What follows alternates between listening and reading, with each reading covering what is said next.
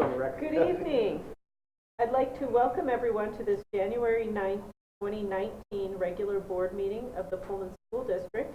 We'll begin, as we always do, with a flag salute. Sandy, are you willing to lead us? Thank you. To the flag of the United States of America and to the republic for which it stands, one nation under God, indivisible, with liberty and justice for all.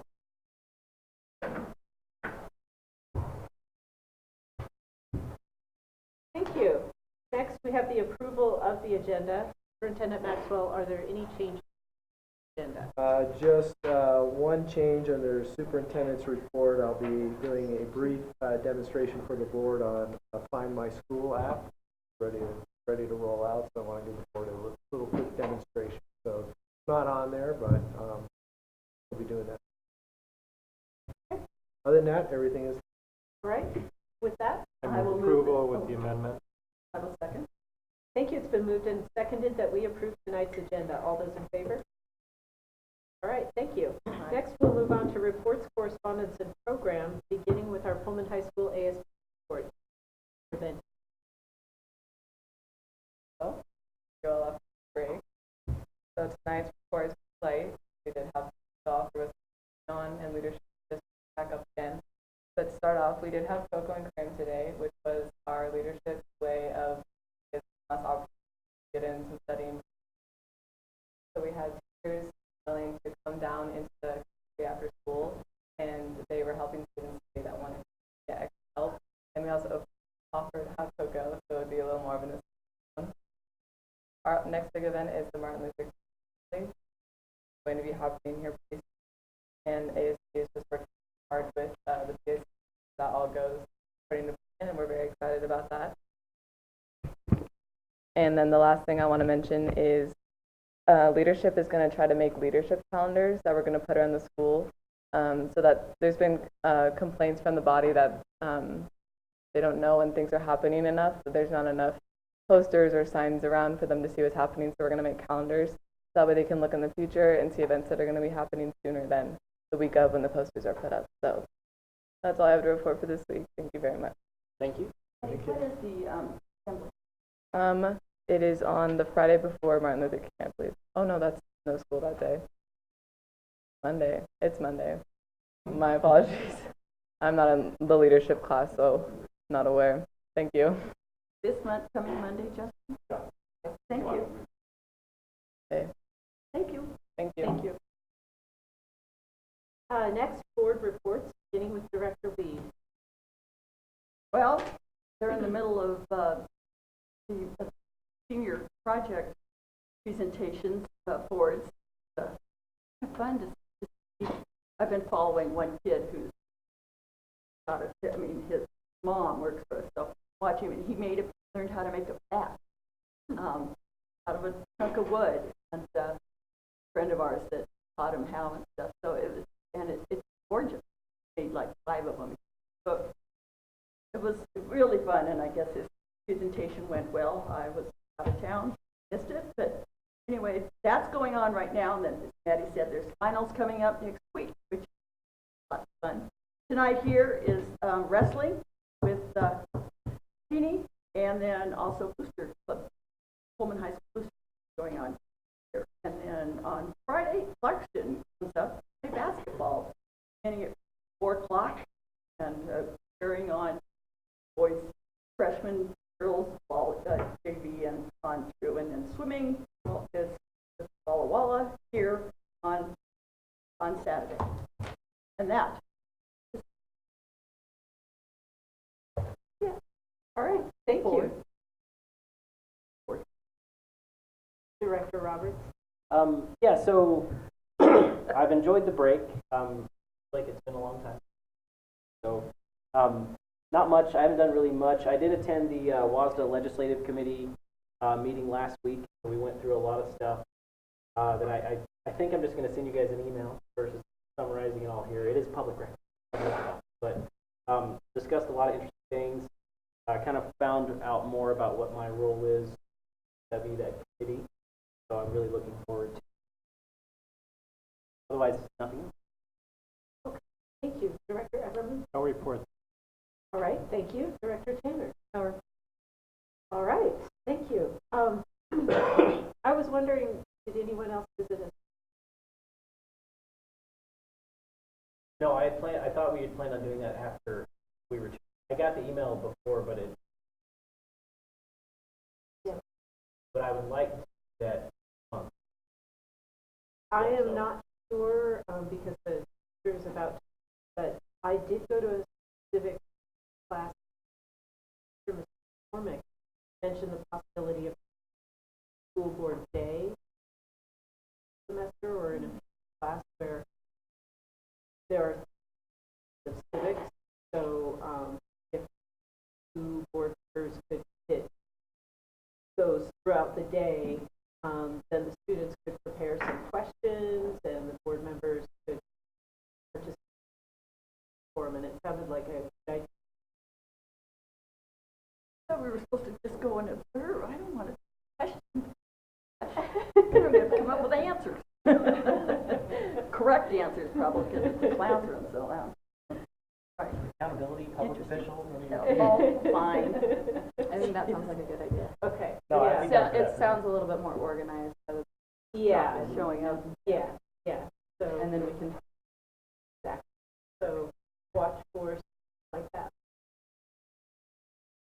Thank you. Superintendent's report. All right, tonight we have quite a variety of reports. So we're going to start off with our fine student representatives of FFA, and I'll invite them to introduce the activity.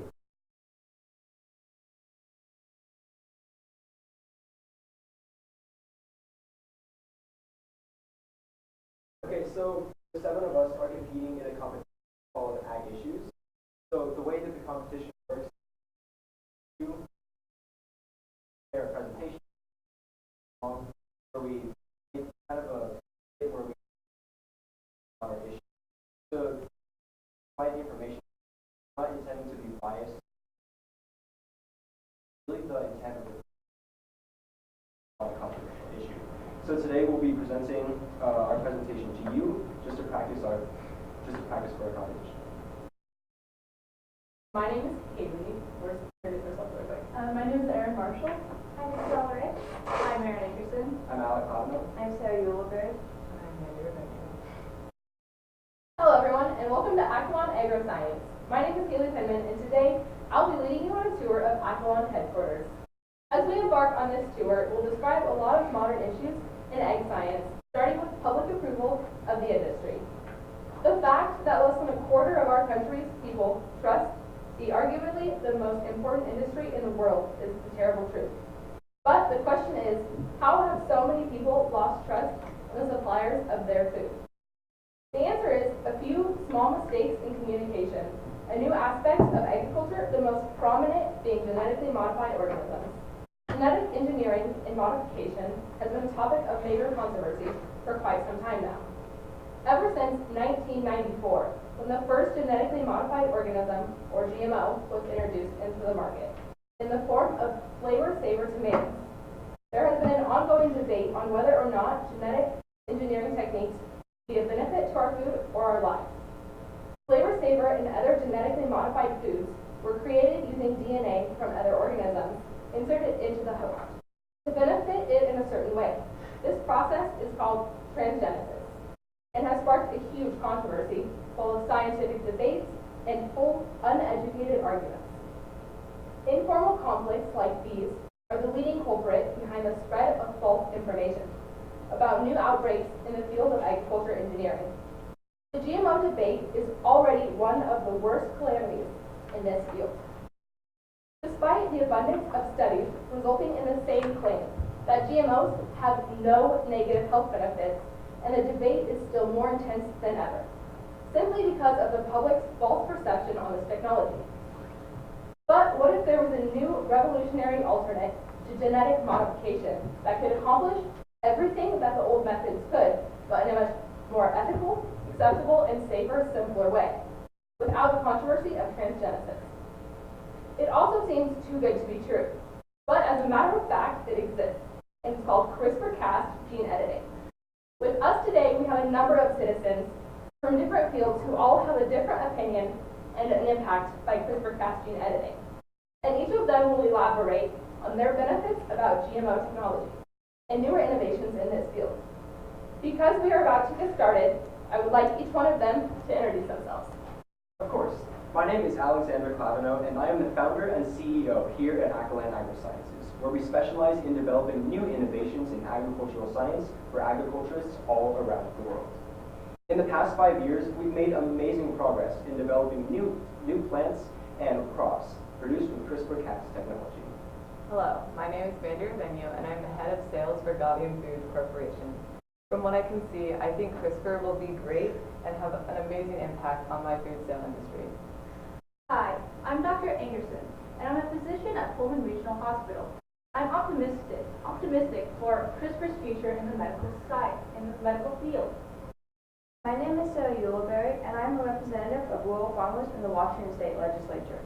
The farmers place their trust in me in order to ensure that their beliefs are represented in laws. The legislature has a huge responsibility in making sure technology like CRISPR is safe, and regulating it among the public is one of our biggest goals. My name is Erin Marshall, and I'm a strong believer in organic agriculture.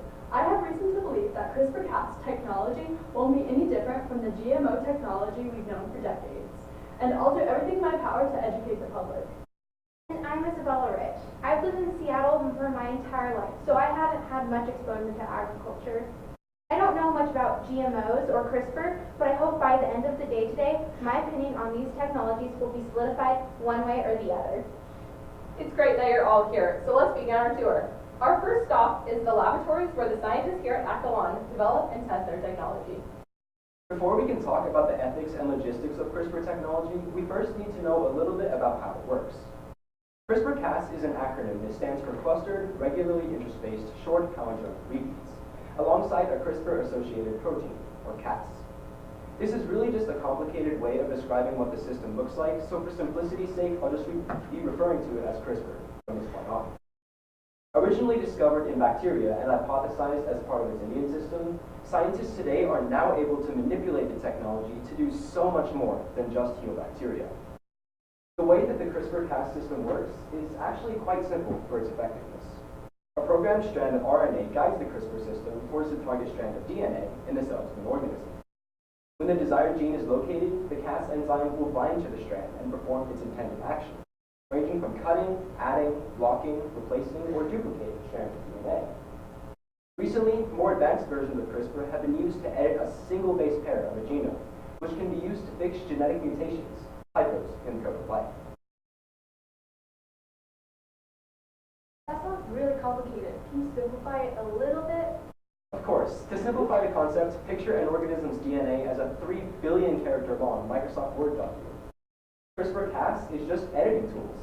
At the tap of a button, it can find a certain place in the document and perform any action it desires.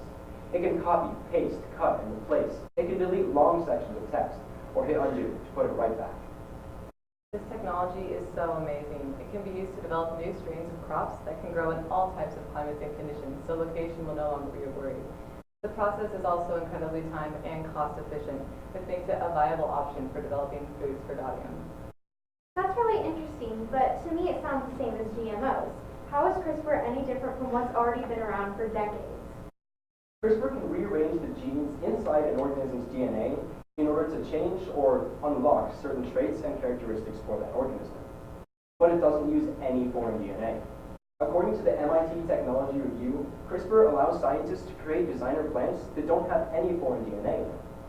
It can create plants that can grow in all types of diverse climates, that are resistant to herbicides and have better nutritional value than organic crops, all without the controversy of transgenesis. Next, we'll be walking through the agro-business and marketing sectors of Aquiline's headquarters. This CRISPR-Cas technology seems pretty promising, but organic crops are still better. Even though they don't use foreign DNA, there's always a possibility of cross-pollination from a CRISPR-seeded field to an adjacent field without CRISPR-edited seeds. The permanent contamination of the gene pool is one of the biggest problems of the GMOs that have already been around for decades. According to the U.S. Department of Agriculture, 92% of organic farmers had suffered monetary loss because of GMO cross-contamination, averaging around $65,000 per farmer. What's to say that CRISPR won't be any different? Aaron. A lot of farmers from my area are passionately against GMOs. The largest crop grown in our area is wheat, and no GMO wheat is grown commercially. The presence of Roundup-Ready canola, among other genetically modified crops grown on the Palouse, is a huge fear of these farmers. The introduction of another technology that can still flow into organic fields is certainly a dangerous aspect of CRISPR.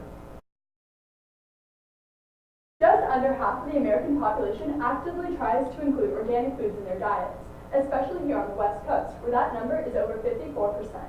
The public perception of GMO crops is very negative, and it's easily foreseeable that CRISPR's perception will be the same.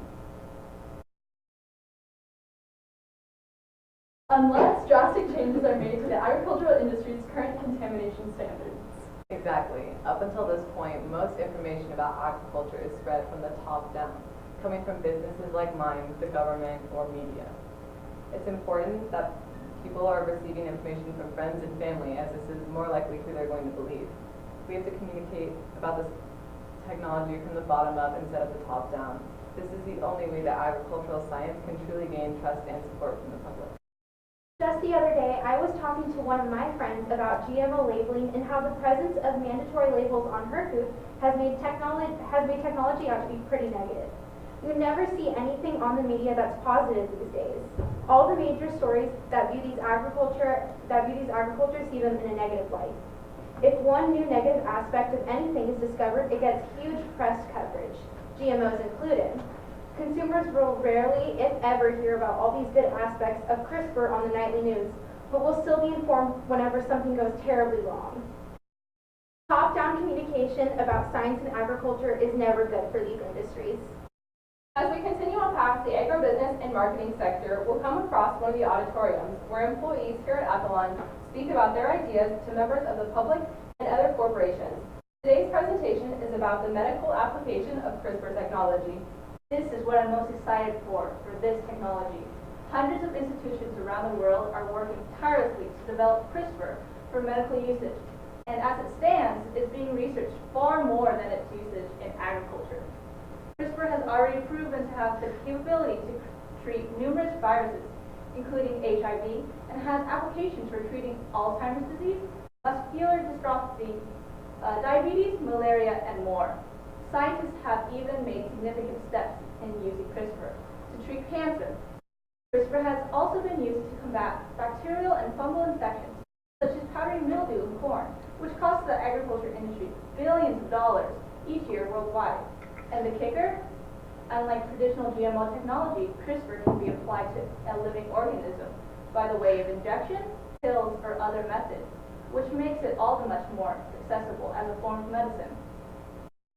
The medical benefits for humans, crops, and animals certainly are a huge positive for CRISPR. It is a lot easier to pass a law about a form of biotechnology through the legislature if it has a capability to be used as medicine. Anything that objectively improves the lives of people is outstanding. I have to admit, if I found out that scientists were using the same technology that cured cancer to create some wave of genetically engineered food, I would be super excited. This is great for my business as well, and the industry of food in general. My clients are much more willing to buy food if they know it's going to be helping advance the medical career and field. Scientists are already using CRISPR to not only treat but manipulate human genes. What will stop science from going too far? What will stop people from using the technology to create GMO humans or designer babies? CRISPR-Cas technology can be used in negative ways that don't benefit society but hinder it instead. The designer babies controversy is certainly one of the worst aspects of CRISPR. In order to be respected and among the public, there must be a positive balance between benefit and risk, and many consumers are not quite sure where that balance is. Being such a new and volatile technology that's only been around for 6 years now, the balance is constantly changing. Each time a new development occurs, everything changes, ranging from the public perception to the willingness of companies to invest. How far have scientists gone exactly in using CRISPR technology to make these so-called genetically modified designer babies?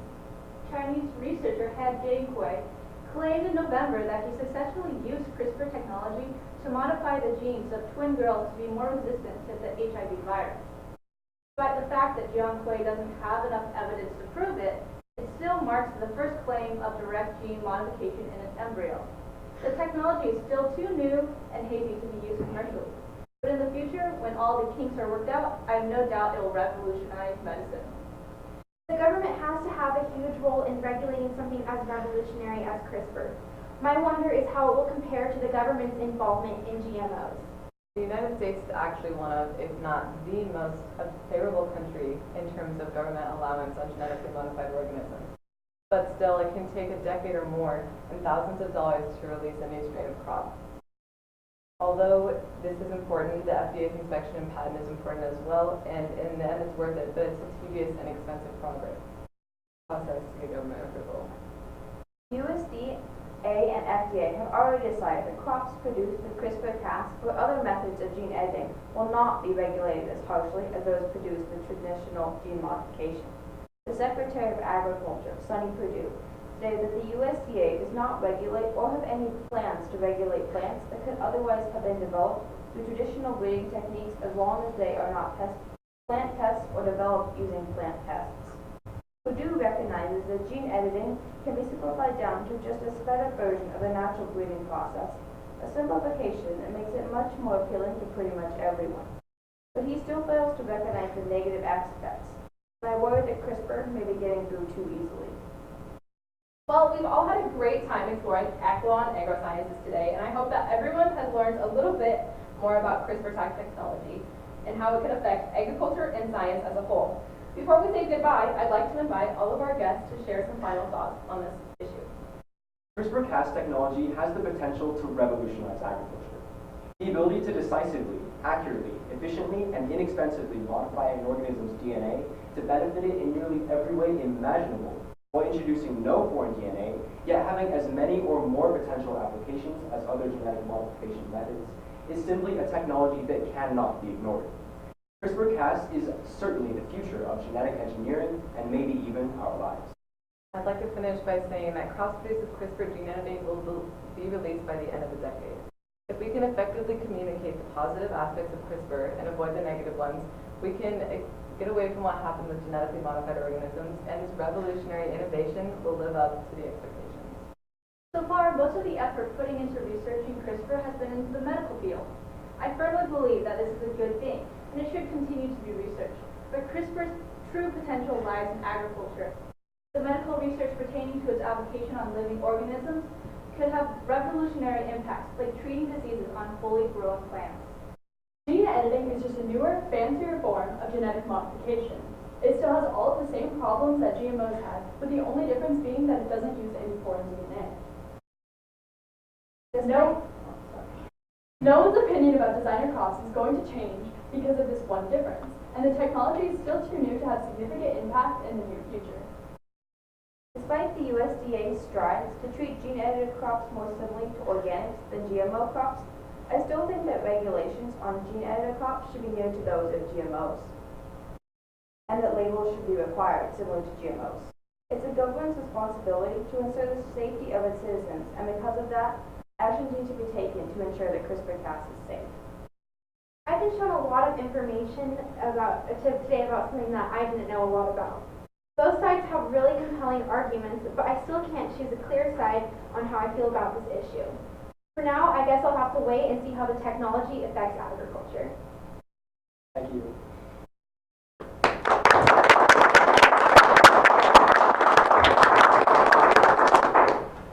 You guys have any questions? How did you come up with this particular topic? When we went to nationals, we got to tour Dow on, and they talk a lot about this. And Alec also knows a lot about the topic.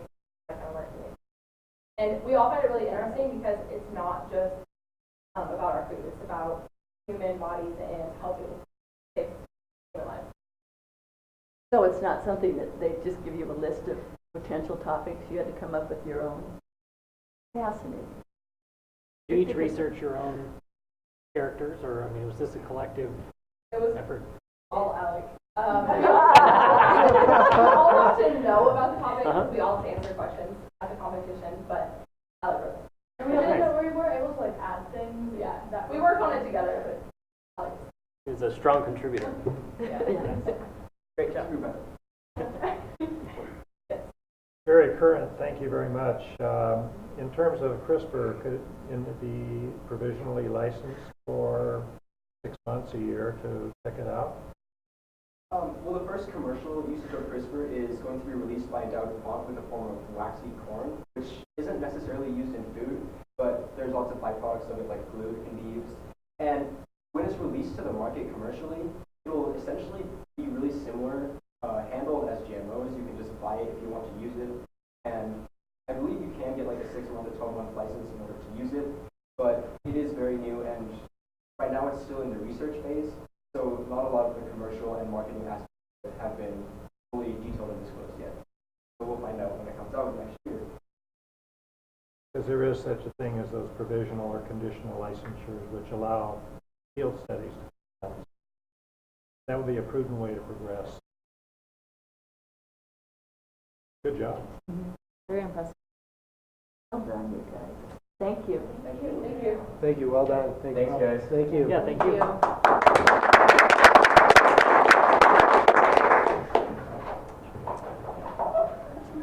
Well done.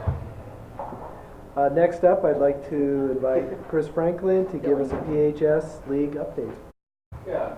I went over this information with Bob, and you guys have a handout there. And I just kind of want to go over with you guys what the potential of our league will look like in 2 years.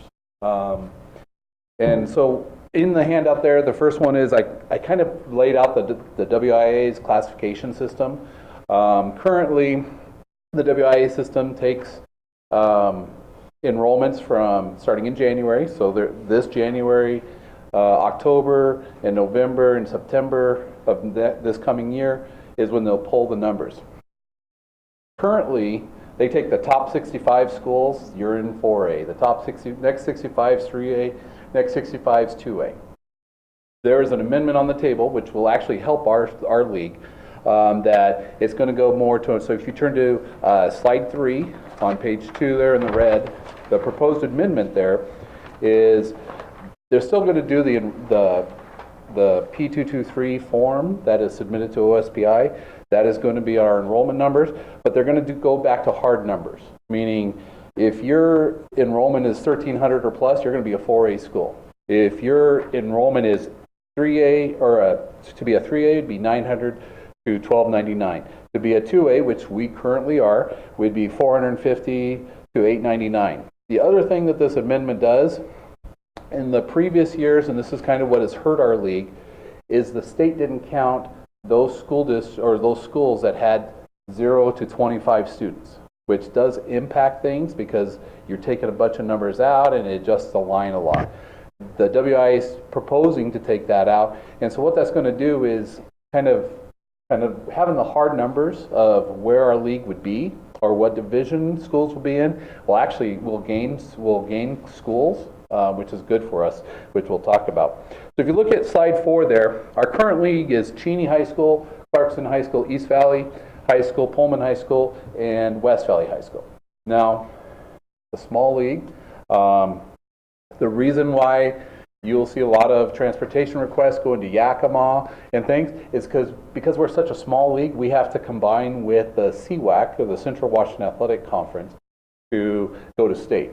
Because right now we only get 1 allocation, but if we combine with them, we have a potential of getting 2. But only 2 of our teams get to go. So that's kind of where it gets complicated. Without this proposed amendment, which is going to be voted on at the end of January, our league will probably just be 4 schools, because Cheney is already going to be a 3A. We're losing Cheney. And so our league would be really a 4-team league. So we were trying to be inventive. And so we asked the GSL to meet, and the GSL, if you know, the GSL is the Greater Spokane League, and a lot of times GSL has been resistant about including Pullman and Clarkson. And so the league, which really supported us, kind of came into this saying, yeah, we got to make sure we include Pullman and Clarkson because we don't want them to be out on their own. And we probably wouldn't go independent. We might have to opt up to a 3A or join the CWAC, which all of our games would be in Yakima, which would be horrible. So, we had preliminary meetings back in October with the GSL, and they all want us to be part of their league. And so what that means is if the hard numbers go through with this proposed amendment, the league would look something like this. It'd be Clarkston, Feeney would be gone, there would be a 3A. It'd be Clarkston, Deer Park, because Deer Park is actually going to move up. That's why they're not for this amendment. We are, because we'll get another school. East Valley will be there. North Central, and North Central might be a 2A school, and I'll explain that here in a second. Pullman High School.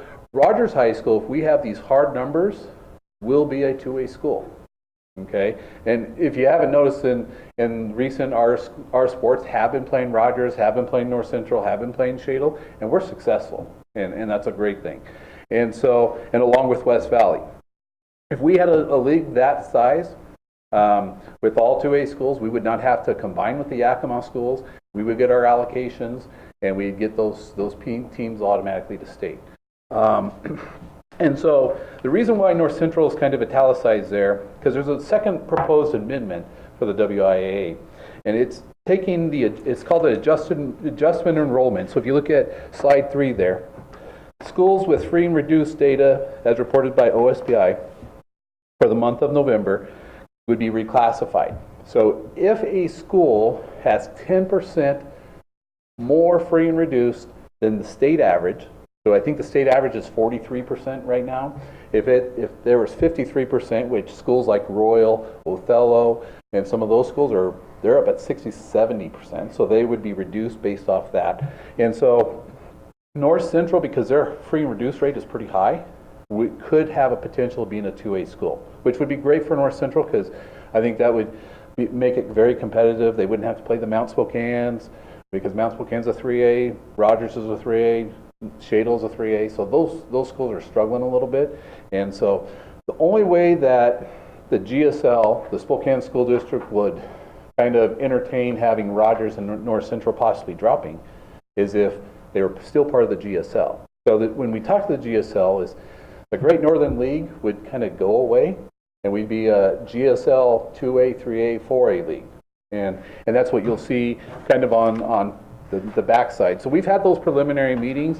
The 2A schools will play the 3A schools. The 3A schools would play the 4A schools, and the 2A schools would only play 4A schools if both schools agree. And so for us, that would make scheduling great. Right now, trying to schedule, all of our teams play each other 3 times. And that's one of the reasons our league is struggling financially, because districts is a 4th time, and we don't get the gates because who wants to see each other play 4 times? I mean, that's kind of the reality of it. And so for scheduling, this would be great because we all sit in a room, all the ADs, we'd schedule things out. We'd have less trips over to the west side for non-league games because a lot of the 2A schools are on the west side of the state.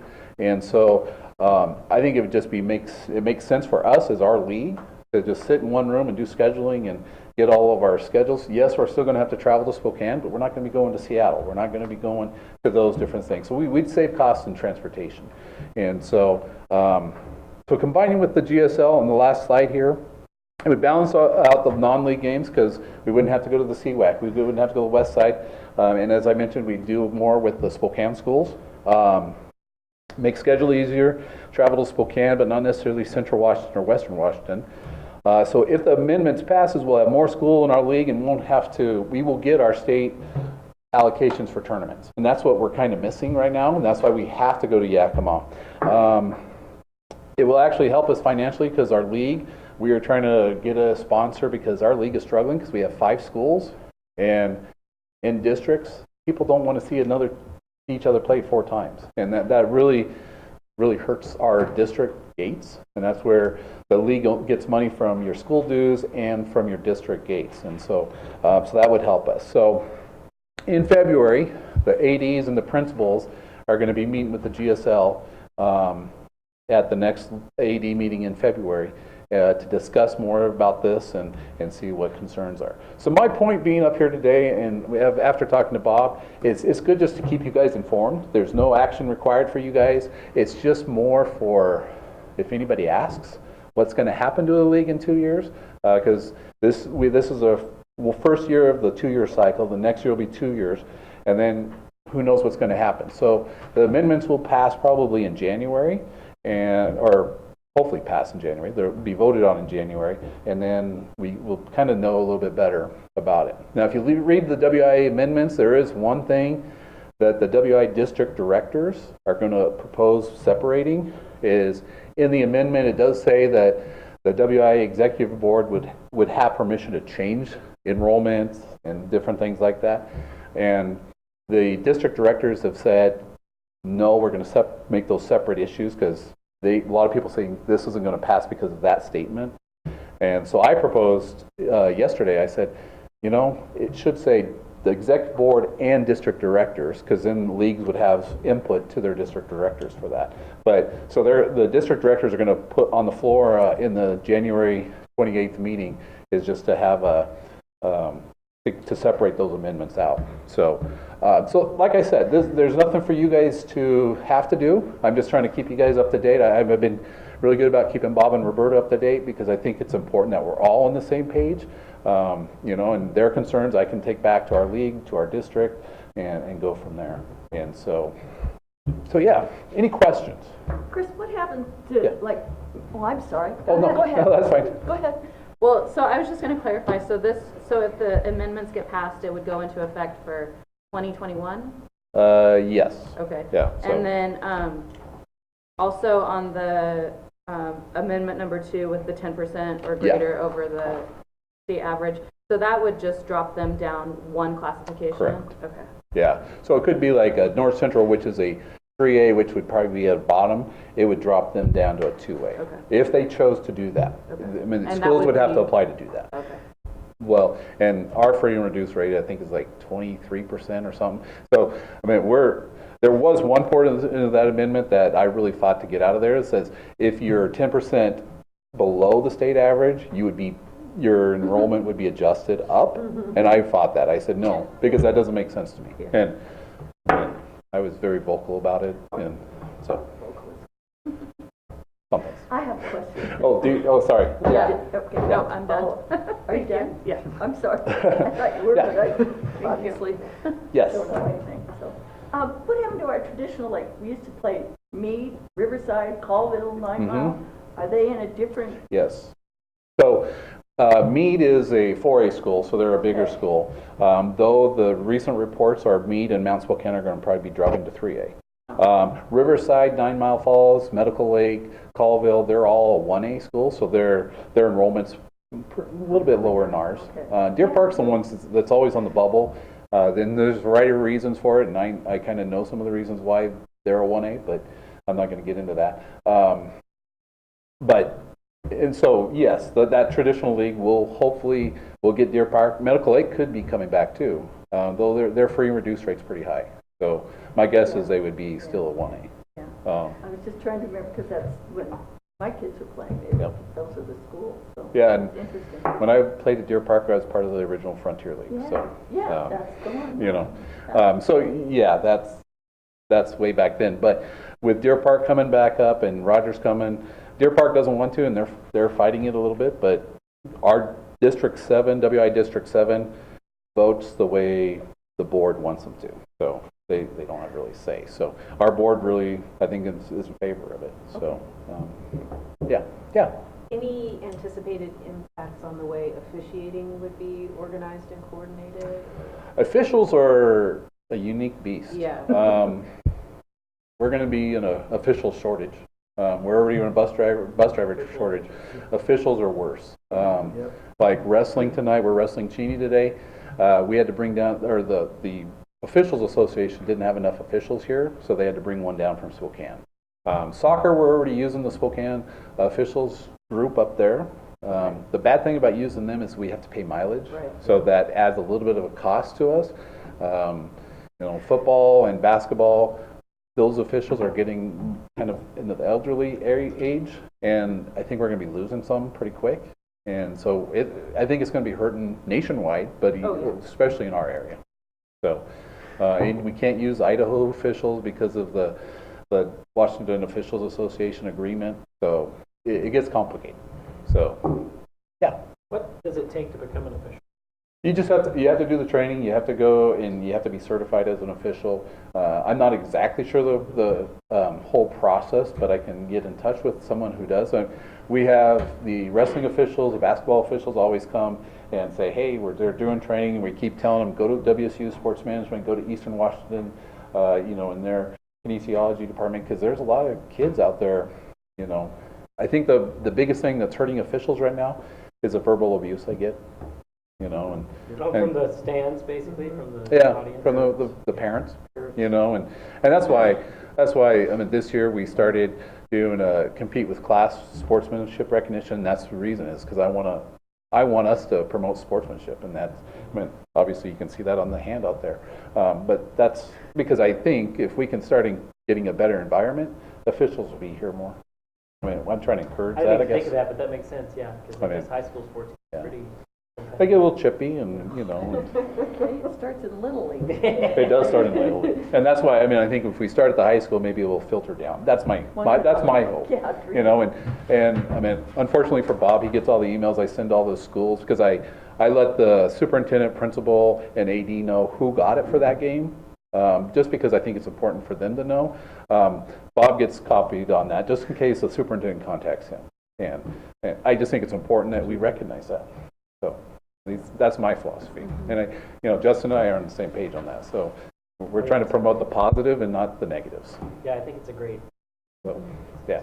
Made a huge difference. And just for a reminder for the board, I did forward you the WIA, all the amendments. So it came in probably a dozen emails I forwarded to you. That if you're interested in learning more, if you keep scrolling down on that attachment, it will have all the amendments laid out for just not football classification, but volleyball and a couple other things that are also. If you do have questions, because we go over these pretty in depth, both at our monthly AD meetings, but our monthly District 7, because I'm on the District 7 Executive Board, we go over those amendments pretty deep.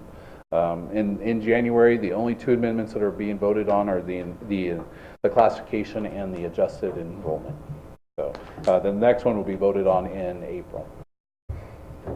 Can you just keep us posted on how the vote goes? Absolutely. I mean, yeah, they'll let us know, and but absolutely, I'll just shoot you guys an email. Thank you. If you do get questions from, because you might from some of those sports folks, you can always send them to Chris as well. So I'll be more than happy to talk with anybody, or I know Evan at the radio station has been emailing, so which is good. I mean, he promotes that very well. So. Yeah, I think it's positive we go to the GSL, and my worry is if we only have 4 schools in our league or in our division. So, yeah. Chris, are there other school districts that are seeing an increase in enrollment that would change the demographics? 2 years? The biggest thing that's going to hit the enrollment is when Central Valley School District opened their second high school, or their third high school in the Central Valley School District in Liberty Lake area. They're talking about University, Central Valley, and the new school being a 2A, 3A school. So for the Spokane School District, or the Greater Spokane League, this makes sense because when that other high school opens, it's going to draw their enrollments down, and they could be a 2A, 3A. So I think they're looking to the future as well. That's my opinion, but that was discussed at our preliminary meeting in October. But Meade and Mount Spokane are supposedly going to be a 3A. Which means a 4A at this point. Mount Spokane's a high 3A. So, thank you. Yeah. Any other questions? Feel free to email me if you guys do have any questions. Thank you. All right. Thanks, guys. Thanks, Chris, for explaining that whole. It's going to get complicated. Yes, it is extremely. Well, and thank you for serving on that committee too, because it's really good to have a voice, in these kind of decisions. I was watching out for Pullman and our students and our teams. Yeah, you want them in a competitive league. Yeah, So they can we are a competitive league. The only problem is we just don't have enough. Yeah, that's true. All right, thanks, guys. Thanks, Chris. Thank you, Justin. Thank you. Oh, yeah. Happy birthday. What a special way to spend your birthday. Next up in my report, I just want to give a quick construction update. So Kamiak was able to set up a tour with the PEF. And so I just forwarded their thank you. And we had not all the members, but a good majority of the PEF members come, and we were able to do a tour. And we'll be setting up more tours in the future as things start to get cleaned up and there's not as many boards laying on the ground and wires hanging in the air, and they're starting a lot of finish work. So we are on budget and on our timeline, and I think it was a good thing for the PEF members to come in and see the new school, and it's really taking shape. So we're really happy about that. Do we have a date set for like the dedication? Jen and I have talked about that, but I don't think we've set a date for the dedication. No, actually, we're meeting on Friday to kind of start laying out. And so on the ledge committee now, they said that I should invite the legislators Absolutely. to the Yes. dedication. Everything. So I just We'll wanted to make invite sure. everybody. All right, excellent. Yeah. Just making sure. I just have a point of order Yes. about tonight's meeting. Aren't we supposed to do oaths of office? Oh, for the president? Yeah, because we just Did we do it- elected did her we in do it in December. December? When it's a reelection. Well, I believe that it was we just re-elected her. Yeah. I don't know if that's why I was asking. I don't That's a know. good question. It's, I couldn't remember how often. We'll check were- on that. Yeah, I was looking under the board calendar and I didn't see it, but I just thought since we elected in December. I don't know if it owes the office. Yeah, I don't remember. I don't remember. Just for when someone is new or reelected. Oh, it is for the president has to take an oath of office. Taking oath of office. I don't remember doing that. Well, we gotta get I everyone did. back in here now. All right, well, we'll check on that, but thank you, Who knows? Susan. I don't know. I was just, No. John, I mean, yeah. Sorry. That was- Back to the Kamiak school, Yes. what is the date of completion on that? Is it March? Substantial completion, we're hoping will be March. We don't have an exact date yet. A lot of the outside, like the play structures, the grass, some of the fencing won't be done until probably April, May due to weather. So a lot of the pieces on the outside won't be able to be finished until late spring. The inside, though, at this rate, should be done by probably mid-March, depending on how fast the contractors go, the finishing work, cabinets. It's really slowed down in December, but there were quite a few workers there. That's the hard part, is getting people in, not disrupting all the work that's going on when we're traveling. So, along with the Kamiak, one of the things that Joe's been working on, and I really appreciate, is the plaque that we have to have for Kamiak. So, on the first page are just existing examples on our buildings. And then on the second page, you should see the proposed wording for that plaque. And so we want to make sure our names are correctly, or people want a doctorate before their name, if they have a doctorate, that type of thing. So we tried to mirror existing practice in the district, but also to double check before we send this off and have it done and installed, that we have this correctly. Not too confident on the month there, I see. X's. Bunch of X's right now. So, Why not the high school? you know, Joe and I have been having a large debate on why. The only thing I can think of is because it was a renovation and not a new building. But if you look in history, that's not necessarily been the case in this district. So what we've talked about was maybe coming up with a plaque for the high school and having the high school installed with the plaque. Yeah, because at Lincoln, Lincoln That's was a more remodel. mainly a remodel as well, and there is a plaque there. So we don't know what happened with the plaque, but we can definitely go back and have one made up oh, and the same install with, it. I had one person tell me maybe it was because it's required anytime state money is used on a project, but state money was used on the high school project. For this three. Maybe they hid it somewhere.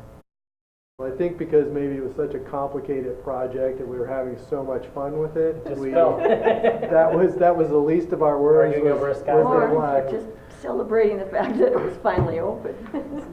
So, but that has been one of the things that we have talked about is also doing a plaque for the high school since we don't have one. But we wanted to make sure that everybody's was okay with their naming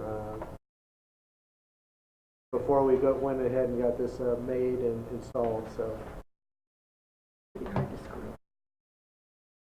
please let myself or Joe know, preferably Looks tonight, good. if you would like something changed so we can Looks get good. this.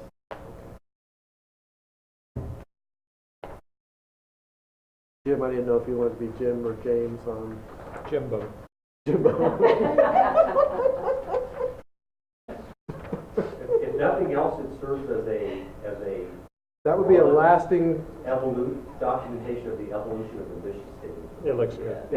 if you look at the mission statement, it's kind of interesting to read all them. Thank you. Okay, everybody's okay? I just want to make sure everybody's well informed and okay with that before we get it finalized there. So, also for the board, and also particularly for Nathan and Susan, hopefully you're going to be contacted by Mick Miller's assistant to Oh, yeah, try to I have schedule a been. I date. just haven't, I Okay. just got in at 1 o'clock today. Okay, This morning, so you will see that in your email, or you may get a phone call. So what I suggested was us having a meeting first so we can discuss some of the specifics, and then we can move towards how we want to organize that. So the strategic planning process will start to begin in earnest. So Yeah, I got that email. I wanted to correspond with you guys before responding to see if there was a time or like when. I will work around your schedules. I don't even know what day it is today. So. How about I email you some times and then you just tell me which one works? Fine. You email this time. I know, but which ones I Date. prefer Okay. versus. You let me know which ones you prefer, and we will all Work bow around to your mine. wishes. That's fine. I like that. Okay, fine. You're finally learning. This one time. No, there's always a caveat there, dear. Okay. Next, I just want to make a mention that Temperance and Good Citizenship Day is January 16th, and that's a public school observance, and that is one of the things that our schools are right now in the process of planning different events. So I was wondering. And it's to emphasize the rights and duties of citizenships. I know the League of Women Voters is visiting some of our classrooms. I also know that Franklin provided me with some documentation of activities that they're doing. One of those is a Kindness Week, and there was another one, but I forget. I had my papers here somewhere. But anyway, schools are well underway and sending me updates of what they plan for that day. We know that was a thing. Yeah. What's the day again? It's January 16th. It's Temperance and Good Citizenship Day. It's one of the days that is a public school observance, and we're required to do activities in support. Do you know how long this has been? This has got to date back to I beginning of believe time. the 70s, early 70s, Oh, late really? 60s. With the word temperance, I would Yeah. 20. You can't drink. Yeah. It may even be farther than that. I'm just guessing at this point. Just can't drink in public, maybe? Well, it's like one day you can't drink and go to work, I guess. Is the That's too early. That did not happen. One more thing is we've been working, Shannon, Joe, and myself, we've been working on the Find My School app, and so I'd like to demo that today. We've had, let's see if this new technology works. All right. So what will be appearing on the website is this particular diagram. We asked them to make the colors of the attendance areas a little bit different, so some of them were closer in color and kind of blended. So the directions will be on the right. So up here where it says, find my address. So I'm going to go ahead and put in my address, since I do have So, I can remember where I live.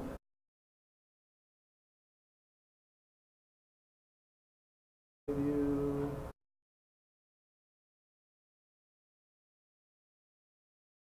Washington.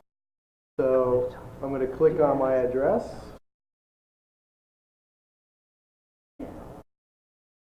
It immediately takes it to my house and shows that currently Jefferson Elementary is the school my students would attend if they were elementary age.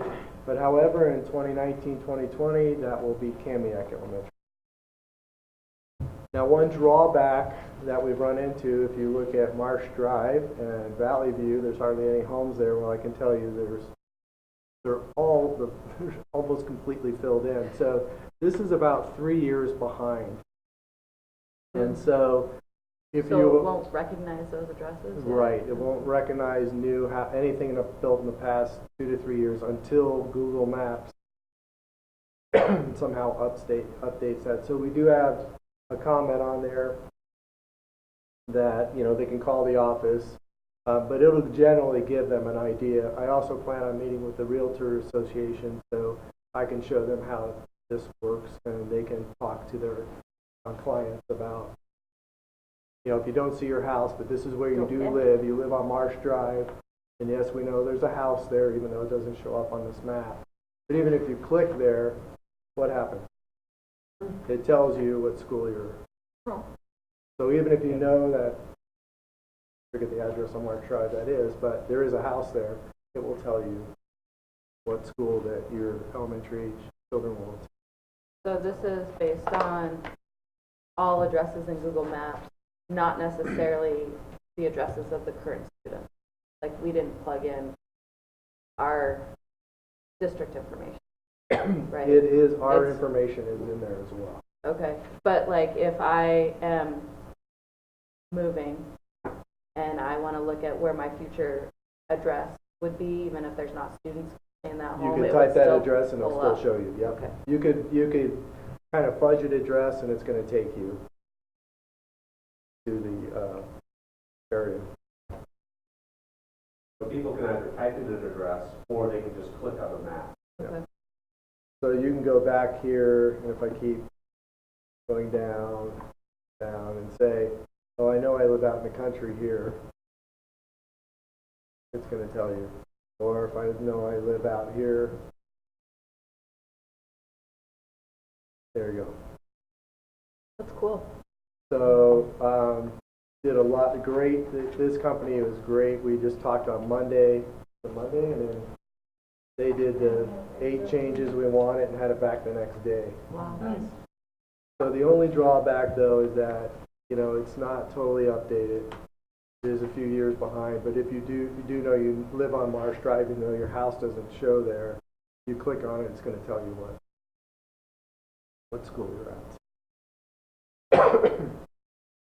So we're going to put this on the website and start announcing that. And I plan to try to get into one of the realtors' monthly meetings and go over it with them as well, so they're aware. All the secretaries will be trained on the use of this as well, so they can answer questions. Awesome. And principals, thank you. Any questions or? I just want to thank the whole team, for the whole boundary team. It's been a team effort and a lot of discussion. So going from this won't work to I think we've got something that will work. We looked at other schools that have this, and we looked at what we didn't like, what we liked, and asked Flow Analytics, can you put something together? And boom. So I think this will be really a nice tool for parents. Okay. With that, I've also asked, as one of the ways that we're trying to address safety and security in our schools, is that Garen has come up with a very, very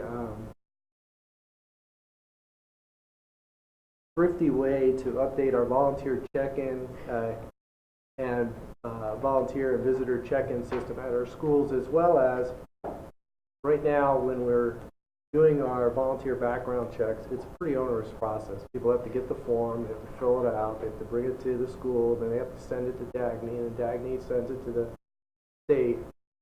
Whereas with this tool, Karen's going to explain a little bit, but it enables us to create a database of volunteers and visitors. Also, at the same time, we'll electronically send that information to do the background check and then come to Dagny. So it's really going to help save us quite a bit of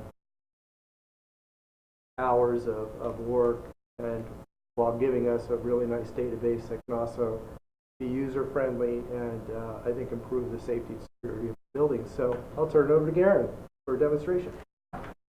Okay. If you would please, Dr. Maxwell, hit Windows key P and disconnect. Windows P again? Windows key P. And then hit disconnect. Disconnect, I will. We're also trying some new technology tonight. And I will connect.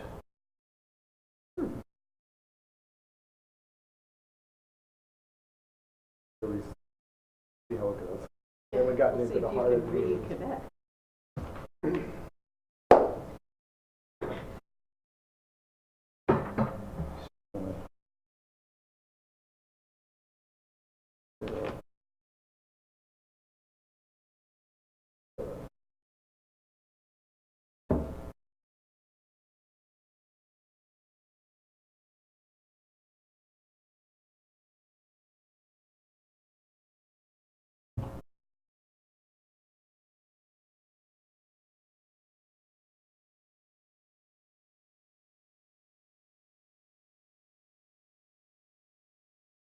I did that right, didn't I?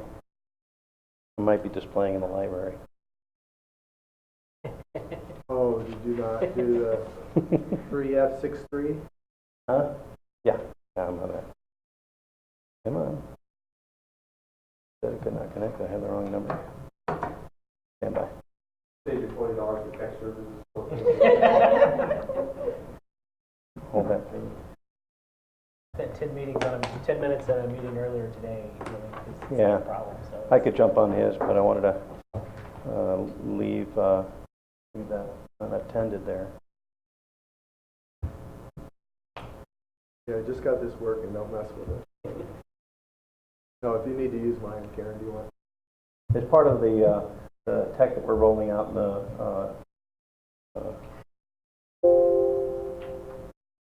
there we go. Oh, there you go.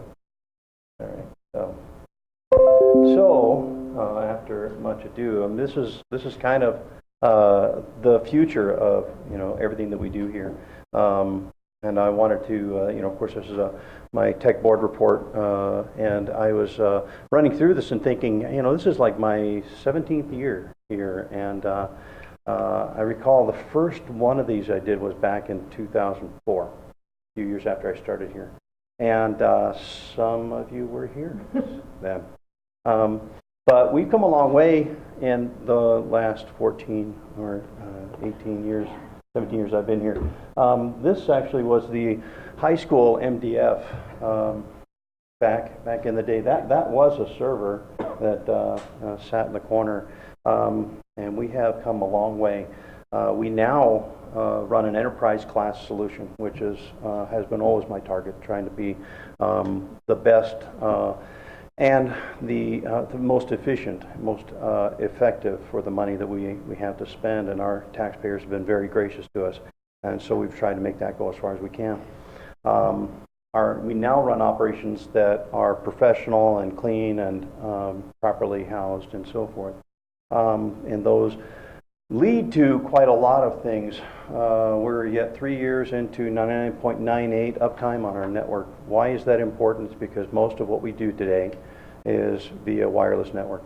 We went from 1.5 megabytes access to the internet to a gig. So we are, I'm not even going to do the calculations, thousands of times faster. And every student uses a lot of that. We now have security cameras throughout our entire district. All schools are now secured. via surveillance systems, and we'll be expanding that. Right now, we're mostly entry points for all of the elementaries, and so we're going to be expanding that into wherever those points are needed. We have migrated this summer over to Office 365. You are all enjoying that, I hope. That's part of a big process. It was a labor-intensive process to make that happen. But the benefits are far-ranging for all of us. And we now have a unified password system, which means that your account and your password can get you into a Chromebook, can get you into the PC, can get you into Office 365 and Google and or Chrome. And so that's been a very big point to us. We have several new products. We've upgraded all of our workstations in the district to Windows 10. Windows 7 was end of life, so they were going to be stopping support of that. So we needed to migrate off of those. We also have several Windows 10 mobile carts now, which are similar to PC or Mac, Chrome carts, but with the same battery life and longevity and all that stuff, but they have far more power and more flexibility to meet the needs of our CTE school classrooms here. And we also have this volunteer kiosk, which Dr. Maxwell was mentioning, the kiosk process, this whole volunteer process, is part of our security focus, or a culture of security we're trying to develop, where everybody's involved in that culture, in that security model, to make sure that the data that they protect is secured as tightly as possible. This is just one aspect of that, but volunteers will no longer come in and fill out that egregious form that we had before. We basically have replicated the form here. They can do this digitally. Fill this form out. This is an actual form online with all of our questions associated to it. Here, we also ask those critical questions. Do you have children in the district? And so what's your interest behind there? We grab your driver's license and so forth. We ask you as a volunteer what schools you're going to be interested in, and so you'll note the Kamiak is listed up there as well. We're planning future forward. And then what are your interests? And we have nothing there yet. Well, because we haven't actually had any of the schools put in what their events are. And so those volunteers will either be posting here with all of the different things specifically for the school that they have, or I'm just interested in supporting book fair and book fair everywhere. So we're not sure how that's going to pan out yet, but there will be training that will roll out for our teachers and for our front-end office folk that'll pretty much fill this in. And so what this actually does eventually, after all of this is just our pre-vetting process, is that you will have a kiosk exactly like this at every school. I mean, this is the one for Lincoln Middle School. And the visitors or the volunteers, you will click on your tag. If I'm a volunteer, I'm going to come in here, and my name will be listed here. You will pick your name, and I'm just going to pick one here. A classroom, and I will put in what classroom.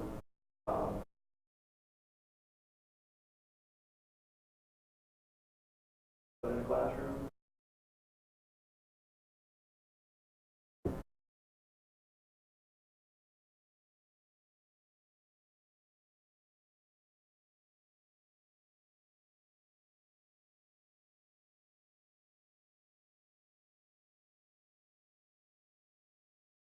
And it should print a badge out.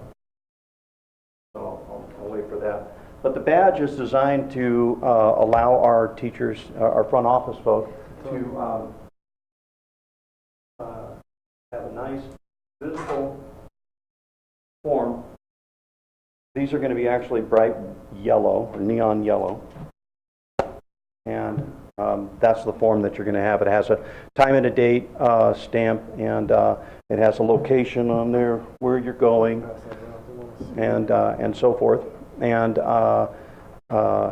it has a timestamp to it too. So the user can come back in. The visitors won't, but users can come back in and log out if they choose to. Many don't. Many just leave the building, but it'll close at 3:30. So it's not like they're there 48 hours or 120 hours or something like that. So that's the volunteer system. We are rolling that now. Like I said, we'll be doing the complete rollout here by the end of the month. So every school will have one of these systems, and then we'll be doing training. I'm actually coordinating with Grace Grow to include some training on our next lit day on the 18th, if we can fit it in. And so it just be a yes. So these stations will be in the office? Right in the front. Yep. Right where we greet parents all the time. What are you going to do with all the old paper applications? Are they still going to be used, or are you going to input them into? Or? I see no purpose for them anymore. Really? Right? Let's put it this way: all the forms are kept, right? But now we have a data system that is recorded. All of the logins, all the sign-in sheets, and all that stuff. I was asking one of our front office folk, "What do you do with those?" She goes, "Oh, I have a big stack of them." Well, that's good, but why do you keep them?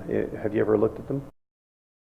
Nobody's ever asked a question about them. They're useless. They are not used. So we really can't tell you how many visitors we have a year, how many volunteers we have a year. We know that we have volunteers, but we don't know how many hours. No, now we will. This will track and keep log of all of that stuff for us. So, at the beginning of the year, people who volunteer have to fill out the form. Mm-hmm. Are you going to have that information to start with in there? That is another benefit of this. So a volunteer comes and fills a form out this year, and one of our discussion points is, should we have them fill it out every year? I mean, situations change. Or is 2 years okay? And it's been 2 years, you need to refill your form. Maybe that's an effective solution. We do know that we have volunteers that volunteer every year, and they have been doing so for 20 years.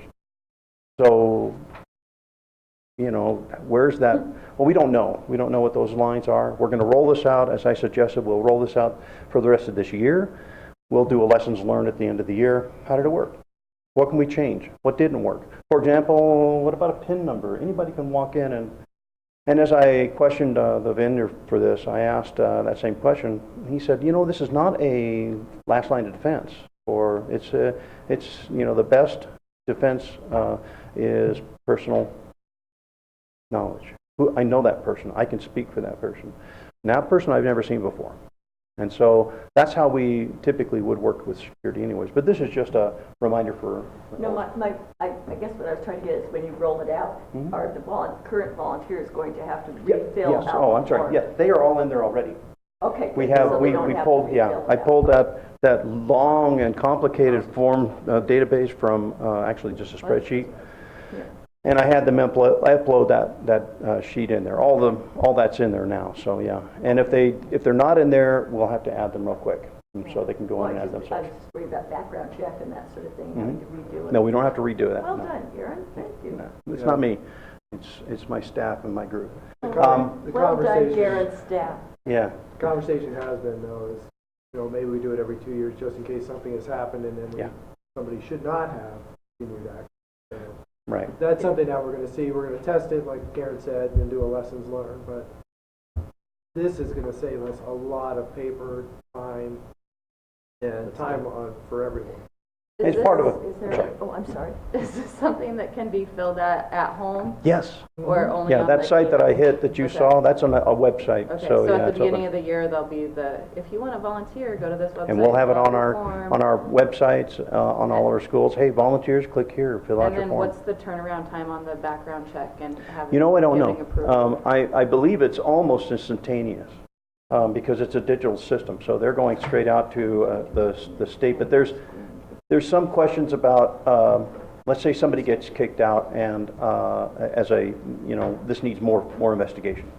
Most people would just be, not a problem, but some people will flag as, well, there's some curious something around here, so we'll have to do a deeper dive. And those are the ones that Dagny would have to pull out and then manually connect with the sheriffs or the national system. I'm not sure the details. I can explain how that works. So about once every 2 or 3 weeks, we'll probably get several kickbacks, what we call. And so Dagny and I will sit down and review the specifics, and then I can say yes, or I can say, yeah, no, they're not going to be involved. And it might, a lot of it typically is an MIP, a minor possession, 20 years ago. Well, they're not driving students, they're not, we're going to say yes.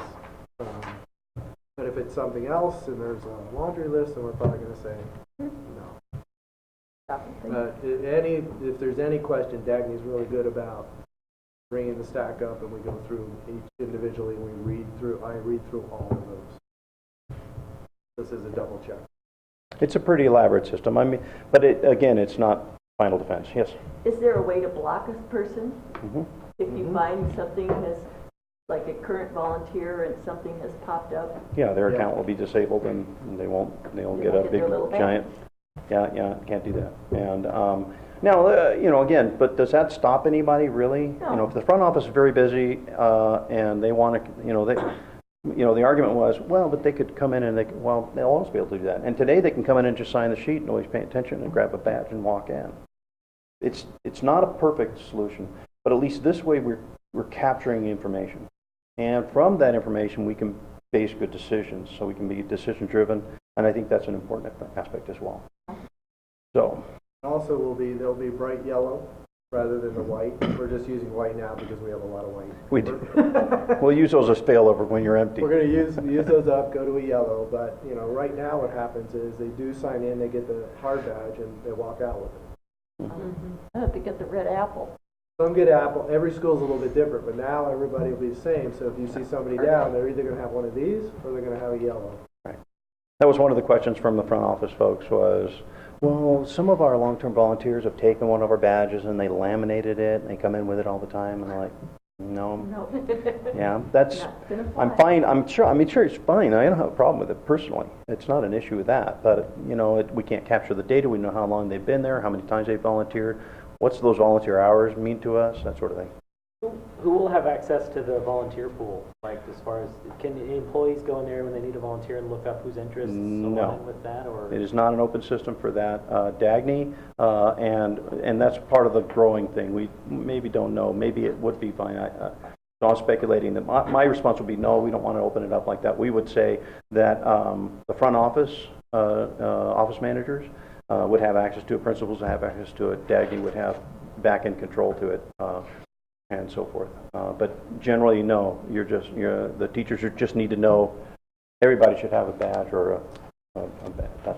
That's what it would be. Yeah. That would be one of those depends on how it works, down the road a little bit. maybe slowly let people do it and see what happens.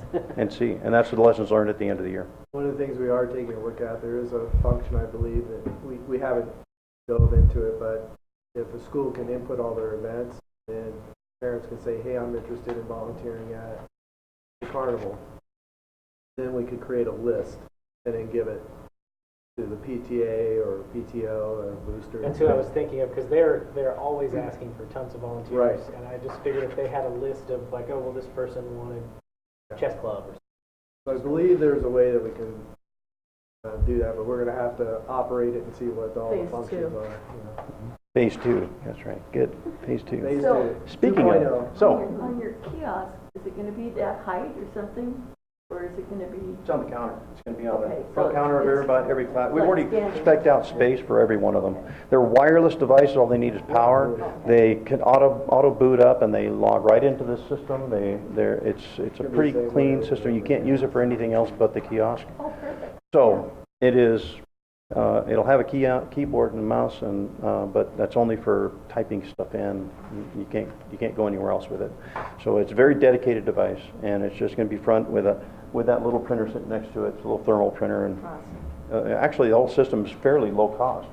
If I calculate all this together, each station was something like $500 or $400, which is not bad, but the software licensing behind this is even more interesting. It's like $500 for a year. I mean, $100 for school. So, I mean, and from my perspective, that's in the noise level. It's like it's so valuable to me at that price. I would say, yeah, let's give it a shot. Even if I was totally wrong, I could still use the hardware somewhere else. So I wanted to point out a lot of the services that the IT department also does that is a little bit more harder to articulate these days because of the cloud and the internet and all the things that we do. But I've been thinking about one of the challenges that I keep hearing is teachers have a hard time knowing what we do or what they can do or what they have access to or what services they have access to. So I'm designing this as a kind of poster to go behind all of the printers across all the schools, all the copiers. So they can kind of come in and say, oh, I didn't know we had res. Oh, I know res, but what's reset? And so I was just chatting with you about reset. You know, and a lot of teachers don't know they can go out there and log their password and then be able to recover it at any time if they needed it. That doesn't mean that if I've locked their account, they can come in and unlock it, by the way. Okay, so, so expenditures, and you have a form in front of you that has a lot of this detailed data on there. Expenditures this year, you know, it's always kind of interesting. We're always hovering right around $200,000, which is oddly enough what we get in every year. And here's where our expenditures are. Yet again, Chromebooks are number one this year, but I'm telling you, we are hitting saturation on Chromebooks. We are now at a 1 to 0.096 district-wide on the Chrome to student ratio, Chromebook to student ratio. That's our device, I should say, to student ratio. That's a pretty high number. And I put that out there every year because this has been a common conversation over the last 5, maybe 6 years. What about one-to-ones? What about one-to-ones? And so we know that we're approaching that level. You'll note that the elementary schools are a little bit lower. That's normal because K at first grade don't use them a lot, you know. So, but that's our ratio. Here's the budget, how it broke down. You'll note a couple of key elements in there. Computer PCs and hardware are still up there in the large. We're continuously replacing PCs and whatnot for teachers, teacher stations. We are almost 0 student labs anymore. The only student labs we have are Lincoln and several of them here at the high school. But all the elementaries, we've removed all the labs, the sit-down labs, right? We're all mobility. And so this is the breakdown for the parts, the computer devices. Now, what I did this year as opposed to the last few years is I've taken out the whole picture of all the machines that I'm only giving you a shot at what PCs and devices we have available to students. So that's the magic number there. And you'll note those ratios at every school. And JES happens to be a higher number of students, and this is based on FTE, not on head count. Okay, so if I were to go by head count, that 1-to-1 ratio drops quite a bit because we have obviously more head than we do full-time equivalencies. But what this really tells you, if you look over here at this number right here, we've almost swapped the PC for Chromebooks. So you can see here 2693 and 2639. That's not a fluke. That is just that we have removed labs and increased number of Chromebooks. Okay, so we've gone. What that really indicates here is we're all mobile everywhere. We're highly mobile. Aaron, real quick, I know that a lot of the elementary schools will remove the labs for space considerations because the classroom sizes. Do you anticipate that they'll come back, or are we just done? My opinion is we are done with labs, sit-down labs. I have always said that, I mean, unless you're in a lecture hall, you know, university level or something like that, sitting down at a computer in a regimented model like that is challenging, right? If you can get up and move around, it's a little better. More importantly, it makes our resources go farther. So you're never going to use a computer every day in every classroom. It's just not a viable solution. You'll never get reading done, or you'll never do any practical hands-on projects. So no, I don't think that they're going to come back. I could be wrong, and I'm okay with being wrong because we can always change. That's one of our things, keep moving forward. But the real details are, we'll have to, again, play the depends-on theory. It depends on what teachers want to do. So if there's a teaching model that makes more sense to grow that way, absolutely, let's do that. And we'll go back to sitting down and setting up. And my guess would be it would be something more like in Miss Meyer's classroom, Melissa Meyer, CTE teacher. She has a Windows 10 PC card and tables, and she brings a card out, and there's a lab. And she puts the books away, and there's a workspace. And so to me, that's more dynamic. I don't think we're ever going to see a sit-down lab again. Do you Personally. get any resistance from, I mean, do you have teachers complaining about the lack of labs, or do they all pretty much like the? Oh, they like the mobility of it. They don't want to, I mean, let's put it this way, it's disruptive to have to go to a lab. If your classroom is in a lab, I used to teach in U409, for example, well, that's an effective solution because they always have a computer in front of them, right? And that's where I teach.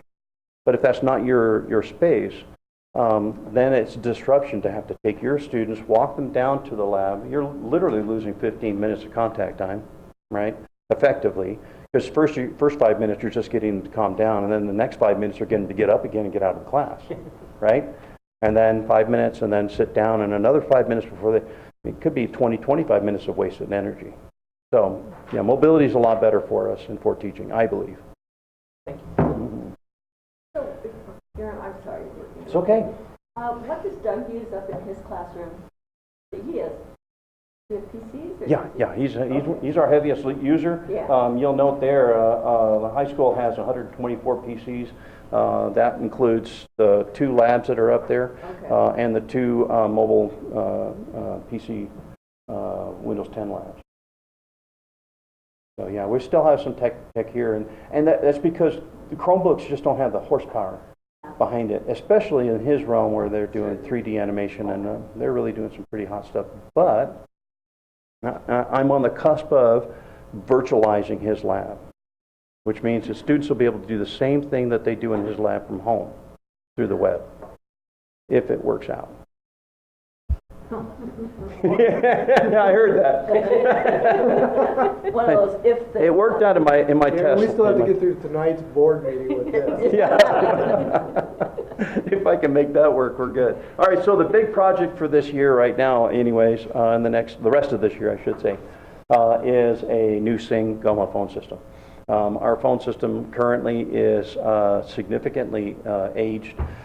And I could keep it updated, I could replace software, but it's a Cisco solution and it's expensive. I mean, very expensive. And this solution here is a quarter of the cost, a third of the cost. It has no license limit, which means, I shouldn't say that, it does have a license limit, 1,000 devices.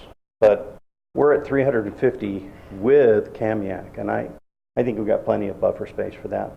I'll retire before we go to a new system. And it is SIP compliant, which means that I can change the way we connect our phone calls in and out. Now it's going to go over our network. With a 99.98% reliability, that makes me feel very comfortable that we can run our phone systems through that. And it's 50% less for the SIP trunk than it is for a PRI. And I won't get into the details of what that all means. Just know that my bill is going down from $800 and something a month to $400 and something a month. And that's good. I don't care what day it is. So that's the big news from my desk. Do you guys have any questions? More questions? More questions. Lots and lots of history. You've taken us a long way. I remember that. Oh, when you yeah. started. Gee, Thank it's you. amazing. Yeah, I've had some great support. I have a fantastic staff. These guys are absolutely wonderful. So, Yeah, thank you. Gary. And patient. Yeah, by the way, Our poor little. thank you. I'll disconnect and you can jump in there. All right, yeah. That's your test, Bob. Can we get back in? Well, I'm gonna see. We even practiced yesterday, so. I'm currently locked out of my laptop you guys gave me. There, so- sorry, I didn't hit disconnect. I'm having a laptop. There you go. My password expired. So what you're actually experiencing here is, like I said, this is the future this is what we call the untethered teacher. I mean, there's nothing more different than I can take this and I can now walk around and do the exact same presentation that I was doing with, right? There's no difference. Wireless, it's battery driven, and this is what we're doing in Cameo. That's our sample unit. Pretty sure that would be where we're going to do the i3, but it's got enough horsepower to be able to do what we wanted to do, and Bob can make it work. That's what I witnessed. It always is. Are they all, And I'm up for the challenge. are they all from using Surface?